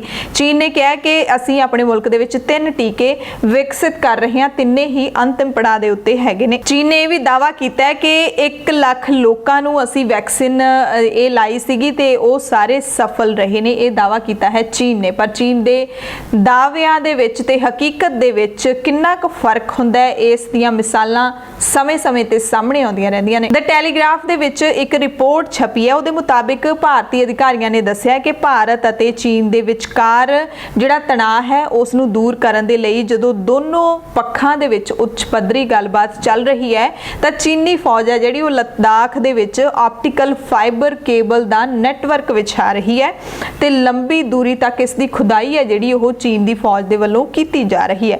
ਯਾਨੀ ਕਿ ਚੀਨ ਲੱਦਾਖ ਦੇ ਵਿੱਚ ਆਪਟੀਕਲ ਫਾਈਬਰ ਕੇਬਲ ਦਾ ਜਾਲ ਵਿਛਾ ਰਿਹਾ ਹੈ। ਇੱਕ ਸੀਨੀਅਰ ਅਧਿਕਾਰੀ ਨੇ ਦੱਸਿਆ ਕਿ ਇਹ ਆਪਟੀਕਲ ਫਾਈਬਰ ਉਹਨਾਂ ਦੀ ਫੌਜ ਨੂੰ ਸੁਰੱਖਿਅਤ ਸੰਵਾਦ ਦੇ ਲਈ ਲਾਈਨ ਮੁਹੱਈਆ ਕਰਵਾਏਗੀ। ਪੈਂਗੋਂਗ ਤਸੋ ਝੀਲ ਦੇ ਦੱਖਣੀ ਹਿੱਸੇ ਵਿੱਚ ਇਸ ਨੂੰ ਹਾਲ ਹੀ ਵਿੱਚ ਦੇਖਿਆ ਗਿਆ। ਚੀਨ ਦੇ ਵਿਦੇਸ਼ ਮੰਤਰੀ ਨੇ ਇਸ ਮਸਲੇ ਤੇ ਰਾਇਟਰਸ ਨਿਊਜ਼ ਏਜੰਸੀ ਦੇ ਸਵਾਲਾਂ ਦਾ ਕੋਈ ਜਵਾਬ ਨਹੀਂ ਦਿੱਤਾ ਅਤੇ ਸੁਰੱਖਿਆ ਅਧਿਕਾਰੀਆਂ ਨੇ ਵੀ ਇਸ ਤੇ ਕੋਈ ਪ੍ਰਤੀਕਿਰਿਆ ਨਹੀਂ ਦਿੱਤੀ ਹੈ। UAE ਤੋਂ ਬਾਅਦ ਹੁਣ ਇਜ਼ਰਾਈਲ ਤੇ ਬਹਿਰੀਨ ਦੇ ਵਿਚਕਾਰ ਵੀ ਇੱਕ ਇਤਿਹਾਸਿਕ ਸਮਝੌਤਾ ਹੋ ਗਿਆ। ਇਜ਼ਰਾਈਲ ਅਤੇ ਖਾੜੀ ਦੇਸ਼ ਬਹਿਰੀਨ ਆਪਣੇ ਸੰਬੰਧਾਂ ਨੂੰ ਪੂਰੀ ਤਰ੍ਹਾਂ ਦੇ ਨਾਲ ਸੁਖਾਲੇ ਬਣਾਉਣ ਦੇ ਲਈ ਇੱਕ ਇਤਿਹਾਸਿਕ ਸਮਝੌਤਾ ਕਰਨ ਤੇ ਸਹਿਮਤ ਹੋਏ ਨੇ। ਇਸ ਗੱਲ ਦਾ ਐਲਾਨ ਅਮਰੀਕਾ ਦੇ ਰਾਸ਼ਟਰਪਤੀ ਡੋਨਾਲਡ ਟਰੰਪ ਨੇ ਕੀਤਾ ਹੈ। ਟਰੰਪ ਨੇ ਟਵੀਟ ਕੀਤਾ ਕਿ 30 ਦਿਨਾਂ ਦੇ ਅੰਦਰ ਇਜ਼ਰਾਈਲ ਦੇ ਨਾਲ ਸ਼ਾਂਤੀ ਸਮਝੌਤਾ ਕਰਨ ਵਾਲਾ ਦੂਸਰਾ ਅਰਬ ਦੇਸ਼ ਯਾਨੀ ਕਿ ਦੂਸਰਾ ਅਰਬ ਦੇਸ਼ ਬਹਿਰੀਨ। ਦਹਾਕਿਆਂ ਤੋਂ ਜ਼ਿਆਦਾਤਰ ਅਰਬ ਦੇਸ਼ ਇਹ ਕਹਿੰਦੇ ਹੋਏ ਇਜ਼ਰਾਈਲ ਦਾ ਬਾਈਕਾਟ ਕਰਦੇ ਰਹੇ ਨੇ ਕਿ ਉਹ ਫਲਸਤੀਨੀ ਵਿਵਾਦ ਦੇ ਨਿਪਟਾਰੇ ਤੋਂ ਬਾਅਦ ਹੀ ਇਜ਼ਰਾਈਲ ਦੇ ਨਾਲ ਸੰਬੰਧ ਸਥਾਪਿਤ ਕਰਨਗੇ। ਪਰ ਪਿਛਲੇ ਮਹੀਨੇ ਸੰਯੁਕਤ ਅਰਬ ਅਮੀਰਾਤ ਯਾਨੀ UAE ਵੀ ਇਜ਼ਰਾਈਲ ਦੇ ਨਾਲ ਆਪਣੇ ਰਿਸ਼ਤੇ ਨੂੰ ਸੁਖਾਲਾ ਕਰਨ ਦੇ ਉੱਤੇ ਸਹਿਮਤ ਹੋਇਆ ਸੀ। ਉਦੋਂ ਇਹ ਅੰਦਾਜ਼ੇ ਲਾਏ ਜਾ ਰਹੇ ਸੀ ਕਿ ਬਹਿਰੀਨ ਵੀ ਅਜਿਹਾ ਕਰ ਸਕਦਾ ਹੈ ਤੇ ਇਹਨਾਂ ਦੇ ਵਿੱਚ ਸ਼ਾਂਤੀ ਸਮਝੌਤਾ ਸਥਾਪਿਤ ਕਰਨ ਦੇ ਵਿੱਚ ਅਮਰੀਕਾ ਦੇ ਰਾਸ਼ਟਰਪਤੀ ਡੋਨਾਲਡ ਟਰੰਪ ਪੂਰਾ ਕ੍ਰੈਡਿਟ ਲੈਂਦੇ ਦਿਖਾਈ ਦੇ ਰਹੇ ਨੇ। ਖਬਰ ਕੈਨੇਡਾ ਤੋਂ ਹੈ, ਜਿੱਥੇ ਸਰੀ ਦੇ ਵਿੱਚ BC ਸੁਪਰੀਮ ਕੋਰਟ ਨੇ ਇੱਕ ਅਹਿਮ ਫੈਸਲੇ ਰਾਹੀਂ ਸਰੀ ਦੇ ਇੱਕ ਪ੍ਰਾਪਰਟੀ ਮੈਨੇਜਰ ਤੇਜਵੰਤ ਧੰਜੂ ਨੂੰ ਆਪਣੇ ਕਾਮਨ ਲਾ ਪਾਰਟਨਰ ਦੇ ਕਤਲ ਦੇ ਸੰਬੰਧ ਵਿੱਚ 12 ਸਾਲ ਲਈ ਬਿਨਾਂ ਪੈਰੋਲ ਤੋਂ ਉਮਰ ਕੈਦ ਦੀ ਸਜ਼ਾ ਸੁਣਾਈ ਹੈ। ਯਾਨੀ ਕਿ 12 ਸਾਲ ਜੇਲ੍ਹ ਦੇ ਵਿੱਚੋਂ ਬਾਹਰ ਆ ਹੀ ਨਹੀਂ ਸਕਦਾ, ਪੈਰੋਲ ਨਹੀਂ ਮਿਲ ਸਕਦੀ।